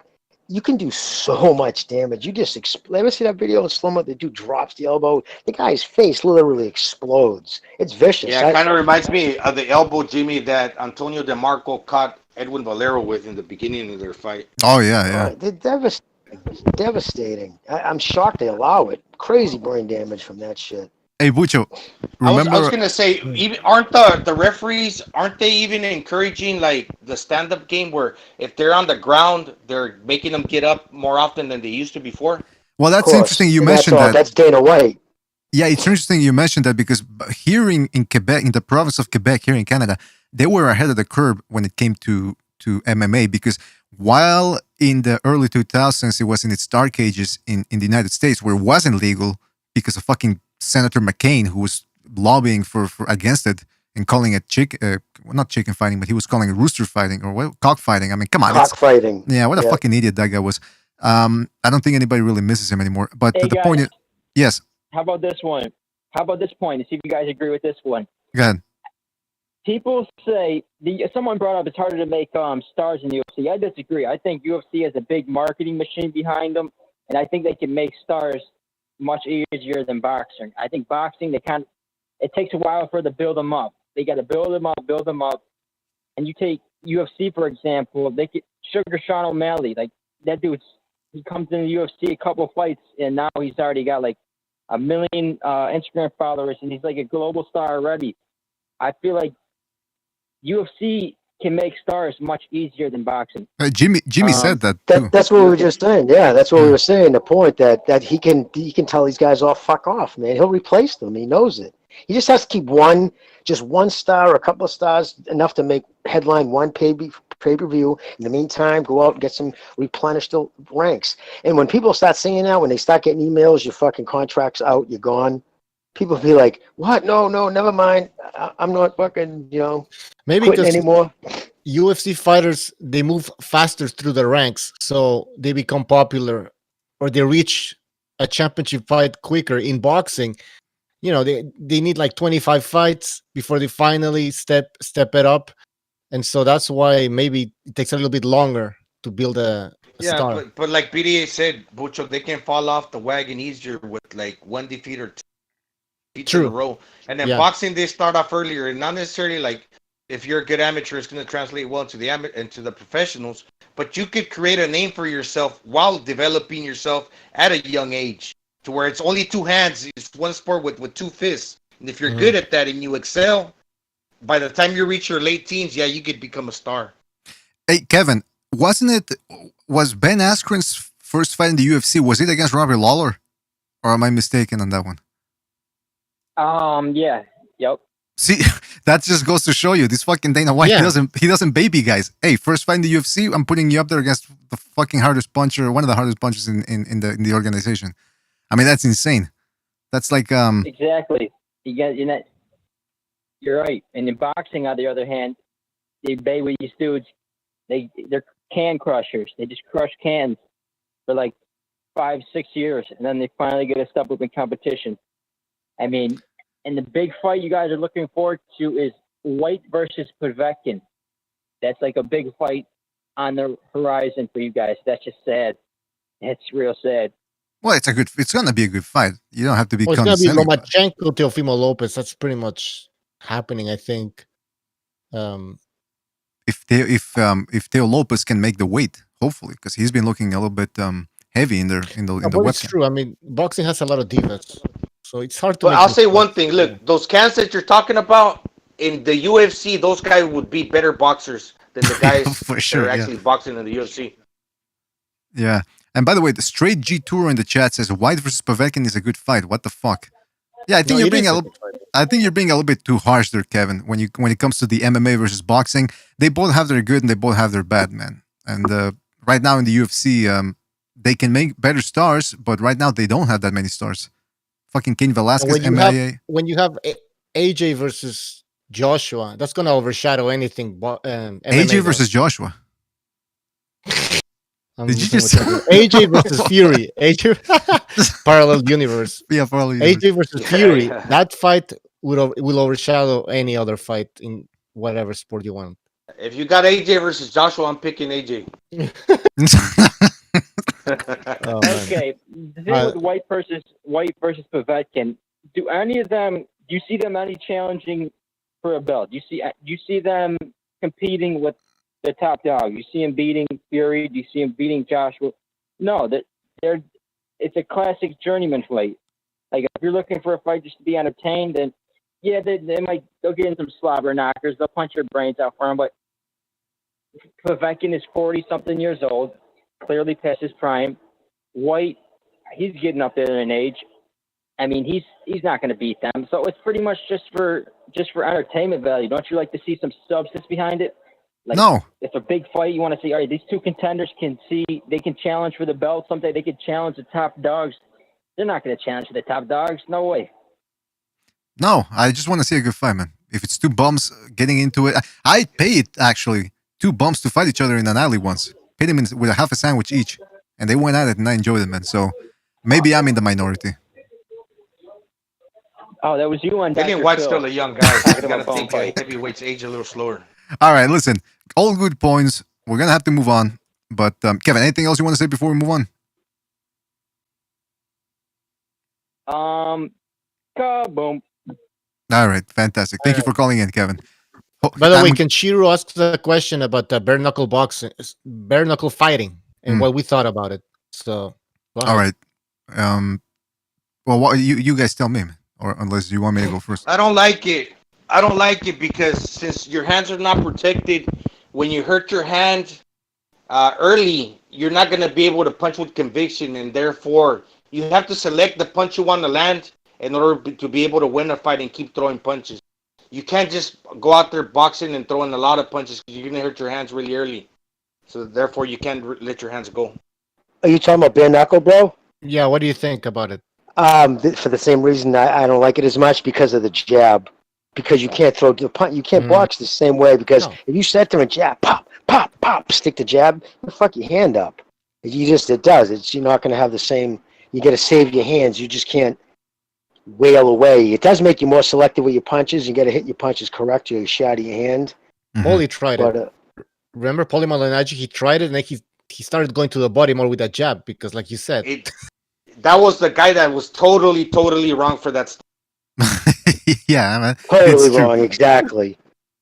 You know, it's like, I mean, oh, shit, why not put Chris Bird in there while you're at it? I mean, If they would have told me before that fight, BDA, that he was gonna hurt his hands, I would have bet on that. Exactly, yeah, so would I have, man. It's, listen, it's, even Bobby Gunn, the bare-knuckle guy, and he boxed professionally too, so he knows the difference. He says even when you go to the body in a bare-knuckle fight, you can't hit as hard as you would if you had gloves on, because you could potentially fuck your hand up against a rib or something. So, yeah, it's guys, they're not... Catch somebody's elbow. Or his elbow, yeah, even worse. Eesh. Yeah, when you put, like, when people protect their body, you have your elbow down by your side, and you catch somebody right on the elbow joint with your fist going to the body. Oh. Remember when Gaddy busted his hand against what's his name? Against Ward's hip in the third fight, and he broke it. I mean, or I don't know if he broke it necessarily, but I certainly remember he cracked something in there, and it's he ruptured some tendons, I believe. Eesh, yeah, man. I mean, that's even with gloves on, you can still. That's why they wear those fucking thick ass gloves and then the hand wraps. They're trying to protect the hands. I mean, listen. Have you ever? I don't know if anybody's out there ever tried it, man. But you try punching another man for 12 rounds, even with gloves on. Those hands hurt. Now imagine 3 rounds, just 3 rounds, bare knuckle, whacking some guy upside the skull. I mean, it's good luck not breaking your hand on that one. But yeah, bare knuckle fighting, it's a bit of a gimmick fight, if you ask me. Bit of a gimmick event, and that's why they're not doing it anymore. All right, listen. And especially since these guys that they're throwing in there, BDA, they're older men, so you got to figure that your hands are going to be even more vulnerable. Exactly. But BDA, did you say they canceled it? Well, I mean, I remember before this whole COVID thing went down, I know that there was going to be some event, and then I think there was one where they postponed it. I think they were still looking to get something off the ground, but it's not. I can't see it lasting too much. Most states, it's illegal in most states. They probably have to do it on Indian reservations. Mm-hmm. You throw in a fighter that's not fresh, like a veteran in boxing, like Jesus Soto Caras, that might have some tender areas in his eyebrows, and that maybe has some damage to his hands, most likely. And how is he gonna fare with no gloves? Exactly. Well, Smith just did it. Smith? The kid Smith, the kid who was battling with the LDBC there. The 154-pound boxer. Itchy yes. Smith? Yes. He just fought bare knuckle. He just had a bare knuckle fight. Yeah, he probably ended with no money, right? Under Mayweather, he never fulfilled his potential. He probably ended. Who really does under Mayweather? Oh, come right? on. No, I mean, look at his best fighter. He's like he's been on 10 years. I mean, look what he's done with fucking Tank. I mean, COVID aside, that fucking kid hasn't done nothing in 4 years, man. Right? 3.5 years since he fought Pedraza. And it gets progressively worse each time. And they just care that he sold out 2/3 of an arena in Atlanta. Yeah, if Lomachenko goes to a town with 500,000 people and fucking, 53% of that is fucking Ukrainian, you think he's going to sell out just 2/3? Fucking be standing room only. It just would. So, but if that's the barometer they're using for this kid deserves a pay-per-view, good luck with that. He was mad when Badu Jack lost. When Badu Jack lost to Marcus Brown, or who did he fight? He was mad. Also, Ronald Gavril against the Benavides kid. Yeah, he thought he was going to win those fights because of his name. Yeah, man. I mean, I think he's having a reality check for sure. John Gonzalez just donated with the super chat. Shout out to John. He says, "Good to hear you back. BDA/Bucho. Hello to the panel." Hello back, right back at you, John. Thank you for joining us, and thank you for your contribution, man. Really appreciate it. Listen, guys, we're gonna have to. Johnny, he's the coolest dude with a mullet. I know. Wait a minute. Does he have a mullet, or is it just a ponytail? He had a mullet last time he was on. Yeah, last time he was on the panel, he might have fucking cut it out, but he was pimping he was rocking a mullet. I think you're right. He was fucking swinging it good. The Mexican mullet. I wonder where recognizes. He must be stuck in an elevator. And I just want to say, Johnny, I agree with everything you said, man. Your mom's a smart woman. Just wanted to say that to him from somebody said to me in the DM. But yeah, Johnny, you're right on the money, kid. But were you about to say, BDA? The show's over? Yeah, we're gonna. Is that what you were saying? Yeah, End it? that's exactly what I'm saying. All right. Okay, gentlemen, I want to say good night to everybody. I'm glad that, hope everybody's doing all right, your family. Keep Same your head here, up man. and fucking Hey, by the way, how's your kneel to your God, not to a man. What's that, brother? I wanted to ask you, how's your girlfriend doing? Because I know months ago it was when she had that. Oh, she still fucking can't wear shoes. I mean, her foot's still, it's not, still all wrapped up, and thank God she didn't lose her leg, but it's going to be problems the rest of her life and shit, so. But thank you for asking, though. It really means a lot to me, though. But yeah, so she's still dealing with it. She's a trooper. She doesn't complain about, dude, I complain about everything. I'd be bitching about if I cracked my toe. Seriously, she doesn't complain ever. Never. Yeah, sometimes I wish she'd complain more about it. I accidentally said on my keys once, and people around me they never hear the end of it because I'm always bringing it up. So yeah, imagine almost losing a fucking leg, man. I mean, Right? I'll tell you one thing: if Trump loses the election, I'm gonna be. We're fucked. I'm gonna be Nah, come on. I've been moving. I normally would have said I'd go back up to Canada where my family comes from, but they got fucking that. Well, I think the conservatives are going to win next time up there. My personal opinion, if they would have put forth someone other than that fucking clown who just quit the Conservative Party, well, the leader, what a waste he was. Trudeau was fit to be beaten. But anyways, I would have went to Canada. Yeah, no, there's a lot on the line. Listen, Biden is fucking. If they just give him a lollipop, something shiny, put him in his back into his basement. I mean, every now and then he sticks his head up. Am I president yet? Get back down there, Joe. And they're going to have a bunch of radical leftists in the fucking Oval Office telling him to sign this. Okay. Well, he's shitting in his Depends, and they'll be taking down statues of anything that... I mean, look at, dude. Look at since the last time I talked to you, real quick. I'll just do...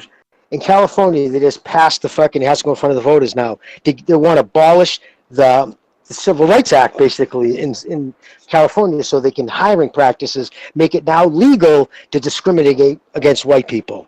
Seriously, that's the whole law. It's actually passed the House, now it's going in front of the voters. In Oregon, now in 2 counties, only white people have to wear masks because minorities, it might make them feel like wearing a mask might make them feel like people look at them like they're robbing. Literally, that's the logic behind it. So these cock-sucking, self-loathing white liberals, and it's not even the fucking minorities and blacks bitching.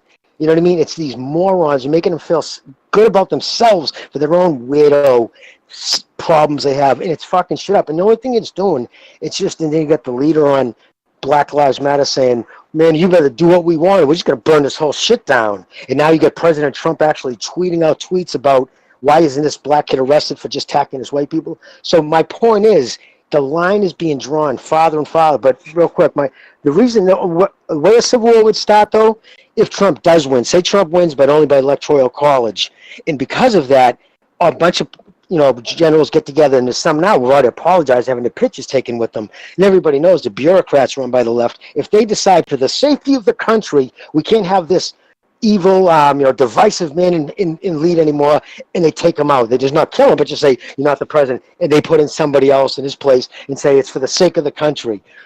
Really, that will set it off. Then all of a sudden, 68 million people would say, guarantee that's when you'll start seeing shit. And then these laws, real quick, like in the mayor painting Black Lives Matter, that's a political ideology.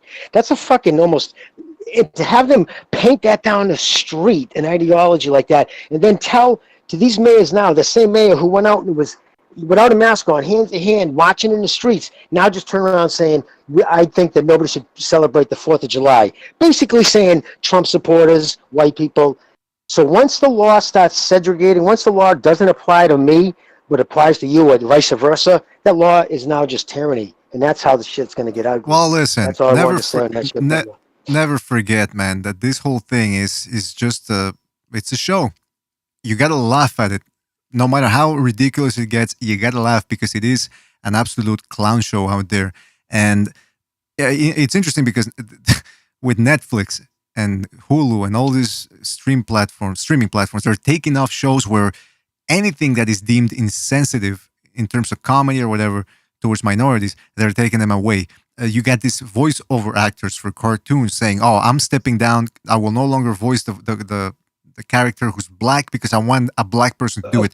And then when they have, they're even going after Christianity now. And they're saying, "Oh, Jesus, tear down the Jesus statues because it's a white guy in there. It's a representation." Churches all over the country. They just haven't reported in the news. Churches all over the country had their stained glasses smashed out because of that. Exactly, they're just attacking white people in their ideology, their Christianity, all that. Just going after it.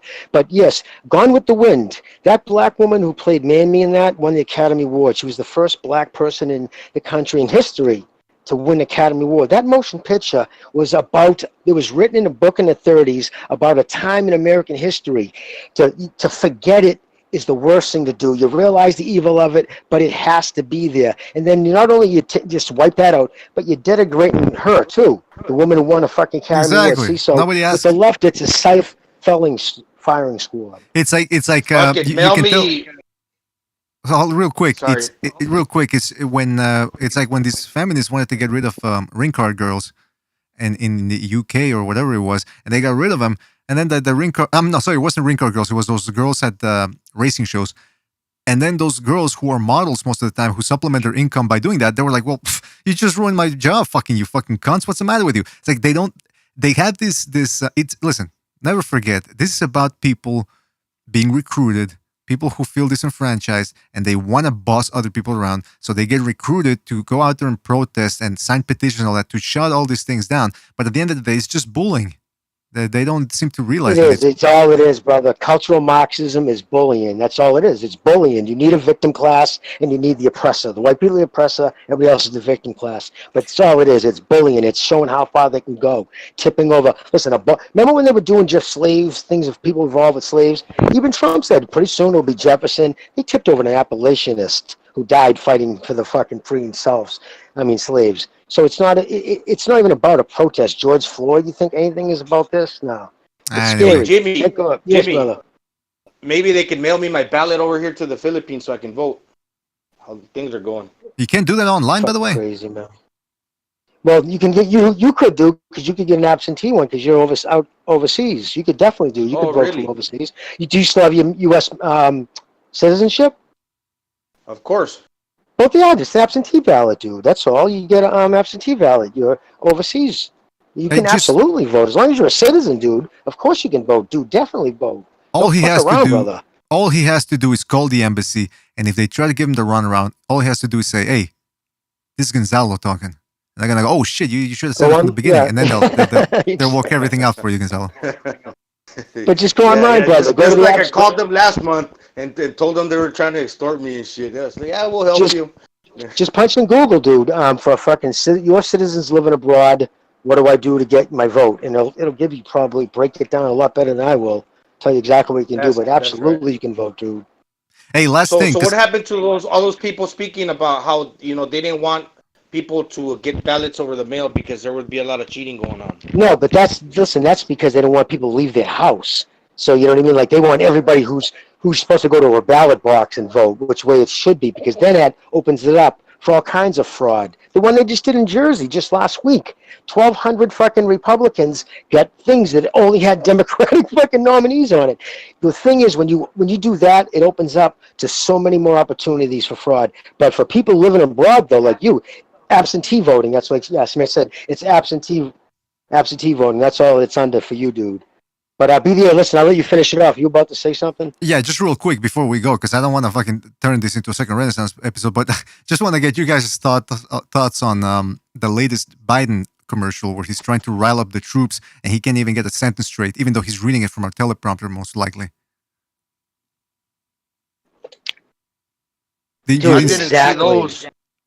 Dude, he's senile. God bless his old soul. I'm telling you right now, he would be walking down the street in a pair of Depends looking for remote control if he didn't have fucking bodyguards. I'm not even joking. Dude, he's reading from a teleprompter and he can't get through two sentences.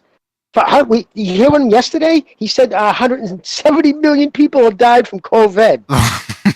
He said 170. Dude, it's like, are you kidding me? It was all over. Listen. Dude, it's cognitive failure, and once that starts happening, dude, it happens quick. That guy won't survive 4 more years. I mean, 2 years into it, dude, they'll be like having a press conference, and he'll suddenly see somebody juggle some car keys, and he'll start giggling, slapping his hands. I'm not even fucking joking, dude. It's sad, but that's where he's going. You can't get this guy president. What did he I say? didn't even know until yesterday. They had him on some on in the Google. I saw that he did some Hennessy commercials for the cognac, and they painted him as like the most interesting man in the world. But apparently, they took those off. No kidding. But he had done some of those. Yeah. Nah, you're kidding me, right? Dude. No, I'm serious. Dude, he came out with a pair of black aviators, right, and a black fucking mask to go to a wake, and he did that commercial. Now this is a paid commercial in his house, and he they were live streaming it, and he thought it was a commercial, like it was cut. So he stood there like he was counting, and he goes, now, okay. And he walks over, and he takes off the fucking glasses, stands there, does it all like he's super cool and looks, and he can hear somebody go, Joe.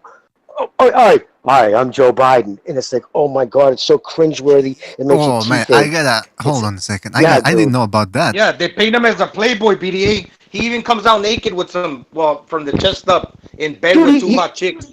He was never a bright dude to begin with, bro. He's not a fucking scholar. He's a fucking jackass. Bottom of his class all the way through school. A hustler who was he worked in the biggest credit card in Baltimore. That has the most amount of Citibank, Chase, Manhattan. All the corporate offices are out of Baltimore, out of his district. He's been a fucking... Credit cards have caused the greatest... Buccio talks about all the time. The separation of wealth. And most of it's credit card debt and that whole bullshit. Joe Biden has written all the laws for that. He's been the mouthpiece for the credit card companies for 40 years. He's the worst dude possible. Hey, what can president. Oh my God, it makes me sick. What can I? And by the way, is it a coincidence that he got plastic surgery right before this whole election year? I mean, come on, he looks. This is classic tactics from people of, hey, let's get him a surgery to make him look younger. That way, people will have more confidence in voting for him. It's idiotic. What? By the way, Barack Obama didn't endorse him until like last month. He told him straight up, Joe, don't do this. Don't do this, Joe. He knew. Listen, they're eventually going to have a fucking a debate. Imagine him on the same stage with Trump. That sloped-shouldered, he'd be struggling through his words, and he'll just. I don't know how they're going to do it. I don't know how they're going to do it. They can't let him. Worst case scenario, they'll have to do it they'd have to live stream it. They'd have to be in different rooms and do it live stream, screen to screen. I got a question. But they'll have to debate it. I got a question. Yes. If he's in the throes of dementia, but not full on dementia, can they give him something to temporarily like boost him up or something? Just for that Think about half hour? this, dude. There's tens of millions of dollars behind this man.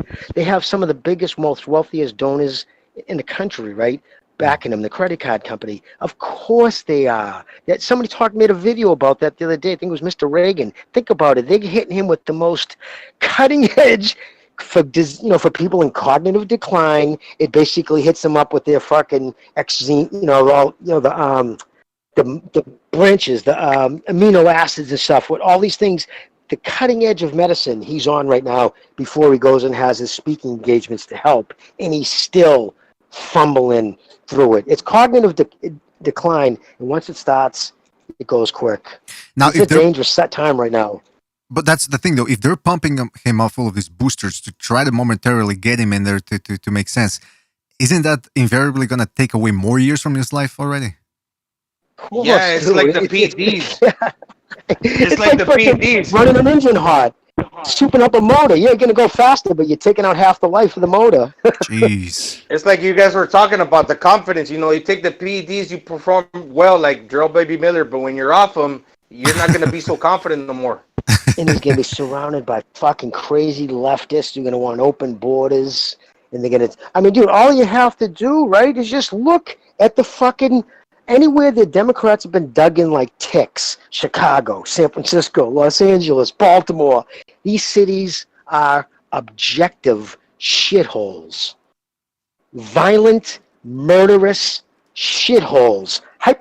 Chicago last weekend, dudes, Father's Day weekend, there was 114 people shot in the city. 114. Canada won't have 114 people shot in a year. That's right. And they had it one weekend. In one weekend. The culture is so broken in the Democratic Party. In the cities in San Francisco, you either live in a gated communities. When you have to come downtown, you make sure you have a mask on anyways because you want to have cologne on it because there's piles of feces and junkies sleeping. LA, since the fucking any nice area have homeless encampments in front of it, dude. But there's a reason you pay all that extra money. Who wants that shit? I got a question in regards to the politics thing, because I don't know jack squat about politics, but they're always talking about how Trump's an idiot, Trump said this, Trump said that. Of all the candidates that are out there for the Democratic Party, that's the best they could get, Joe Biden. I mean, if Trump is such an idiot that anybody can beat him in a debate, why can't they just pick a guy that's there's nobody that's presentable and that presents a better chance of winning than Biden? Can I give you my theory on that? I think in the beginning, I think a lot of people were high on Kamala Harris, black woman. I think a lot of people in the Democratic Party thought she would win, and they thought that, and then Amy Klobuchar, and there was a bunch of other people, Cory Booker. So in the beginning, there was a lot of people. He just outlasted them because of name recognition, because most people don't know anything except for name, and they recognize, oh, that's Biden, yeah, Obama. Obama was great when they realized Obama was horrible. I mean, look at his foreign policy, the horrible shit. Anyways, I don't want to get into that, but yes, right now, and it's not just Trump. Trump's also surrounded by people like some I can't stand, like his fucking son-in-law, but he's still got some smart people. And the difference is, listen, when Trump, he might be, people call him an idiot, but think about this. I'm going to say about his intelligence. When did Trump make his millions? When was he at his most powerful real estate mogulness? When it was all over everywhere in rap music? In the 1980s, brother. He was building fucking high-rises in New York City when anything you wanted to do in construction, I don't give a fuck if it was the bricklayers, the window people, the laborers union, was all mobbed up, and you were dealing with the mafia and fucking boom, boom, boom. And he was known to get buildings built cheap, and people who negotiated with him said he was a killer. So a lot of that shit, yes, he'll say shit that fucking sound stupid, but he's to call him dumb. No, I don't buy that. Not the way he made his money, and especially in that field with cutthroat motherfucking builders in the 70s in New York.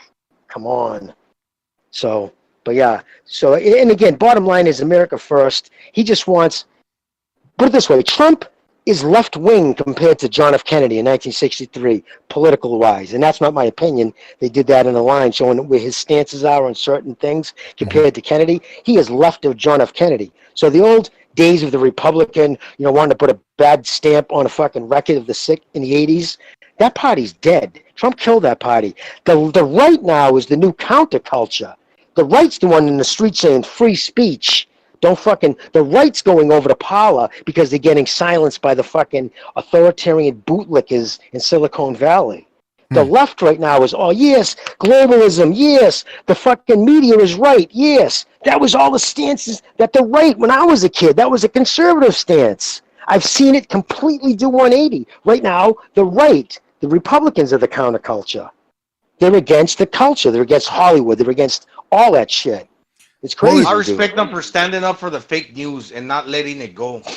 Keep going at them because they're not gonna. The fake news ain't gonna stop. Yeah, that was one of the positives. That was one of the positives. But why did Antifa walk past? You know how many mosques they walk past to burn Catholic churches? Why is that? Yeah, why aren't they touching any? Because there was a simple reason for that. The left, they were told not to. AOC is in bed with fucking Imam Omar. That whole the mob, or what do they call them? The whatever, the fucking those three dingbats. But anyway, so their marching orders were sent down. The person who wrote the Antifa handbook, right? He's one of AOC's people. Oh, so yeah, this is how close this is how close Antifa is to the Democrat Party. So remember, she has the whole thing. Remember, Muslims are oppressed by the Israelis who are white. They call them white. Or just because America is friends with Israel, so instantly the Palestinians are the victims. So they fit into the victim culture. So that's the reason why Antifa won't touch mosques. The Antifa is the one. There's a great meme the other day. It was awesome. It showed Berkeley, California, 1968. These kids fucking getting shit thrown at them by the fucking conservatives. They had free speech signs in their hands. And then it said 2018. It was students burning fucking signs that said free speech. Now just wrap your head around that, dude. By the way, left, whatever, you know what I mean? I recently read that one of the people who's funding Black Lives Matter. I think one of the is a woman that got released not that long ago by the Clintons in the 90s, and she used to be part of the Weather Underground, and she's one of the people that's funding BLM, or at least organizing their movements. I don't know if you read about that. Before the donations started, since this past fucking George Floyd thing, they only pop out during then. They don't care that five children under the age of 10 were murdered over the weekend, Father's Day weekend in Chicago, caught in crossfire because somebody was mad that they were selling joints on my fucking corner, or just because I fucking bought a new gun and I want to shoot another human being with it. Whatever the lame excuse is for doing it. Exactly. So, but yeah. I don't even know where I was going with that, brother, but yeah, the fucking... Well, listen. Black Lives Matter. Oh, George Soros. George Soros was the biggest funder through his Open Society. Open Society's given $6.4 million to Black Lives Matter. Up until this point, they were the biggest suppliers. Listen, we could talk all night about this, man. Collaborated the Nazis. Well, let's have another fucking renaissance, brother. Listen, people are clamoring for it, so it's going to have to be very, very soon, man. Very, very soon. Perhaps within the next 48 hours, for sure. It's just that right now I'm down for it, brother. Ah, perfect then, perfect. And by the way, just as a final note, I know Recognize, he has the theory that, well, he says that they want Trump to win. He says Trump is just another side of the coin in these times. So I don't know. We'll talk about that if he shows up as well. What else? All right. So listen, guys, thank you for joining us. What's that? I said, no, thank you. No, I'm definitely up for it. I'll keep an eye out for it. Fantastic. Listen, I want to thank Gonzalo and Jimmy for stopping by. Thank you guys. Really appreciate it. Can't thank you enough every time you show up. Really appreciate your contribution here to this show. Also, shout out to Unrivaled from Unrivaled Boxing Talk. Stu, who was here earlier as well. Revolucion was here. My co-host Bucho as well. So thank you guys for joining us. And thanks to everybody who donated via the Super Chat. Always appreciate your contributions. I'm talking about Chad Collins, Chris K, Virtuoso, Steven Schneider, Revolucion, Father Jack Hackett, Kenshiro, Jason Bourne, G Boogie. Thank you guys for your donations. You really keep the show going, the gravy train rolling. I got myself some new space here for the computer so that this can go a little bit faster. Hopefully it made a difference. So thank you guys for that. It also helps with the upkeep of the Blog Talk and the Spreaker.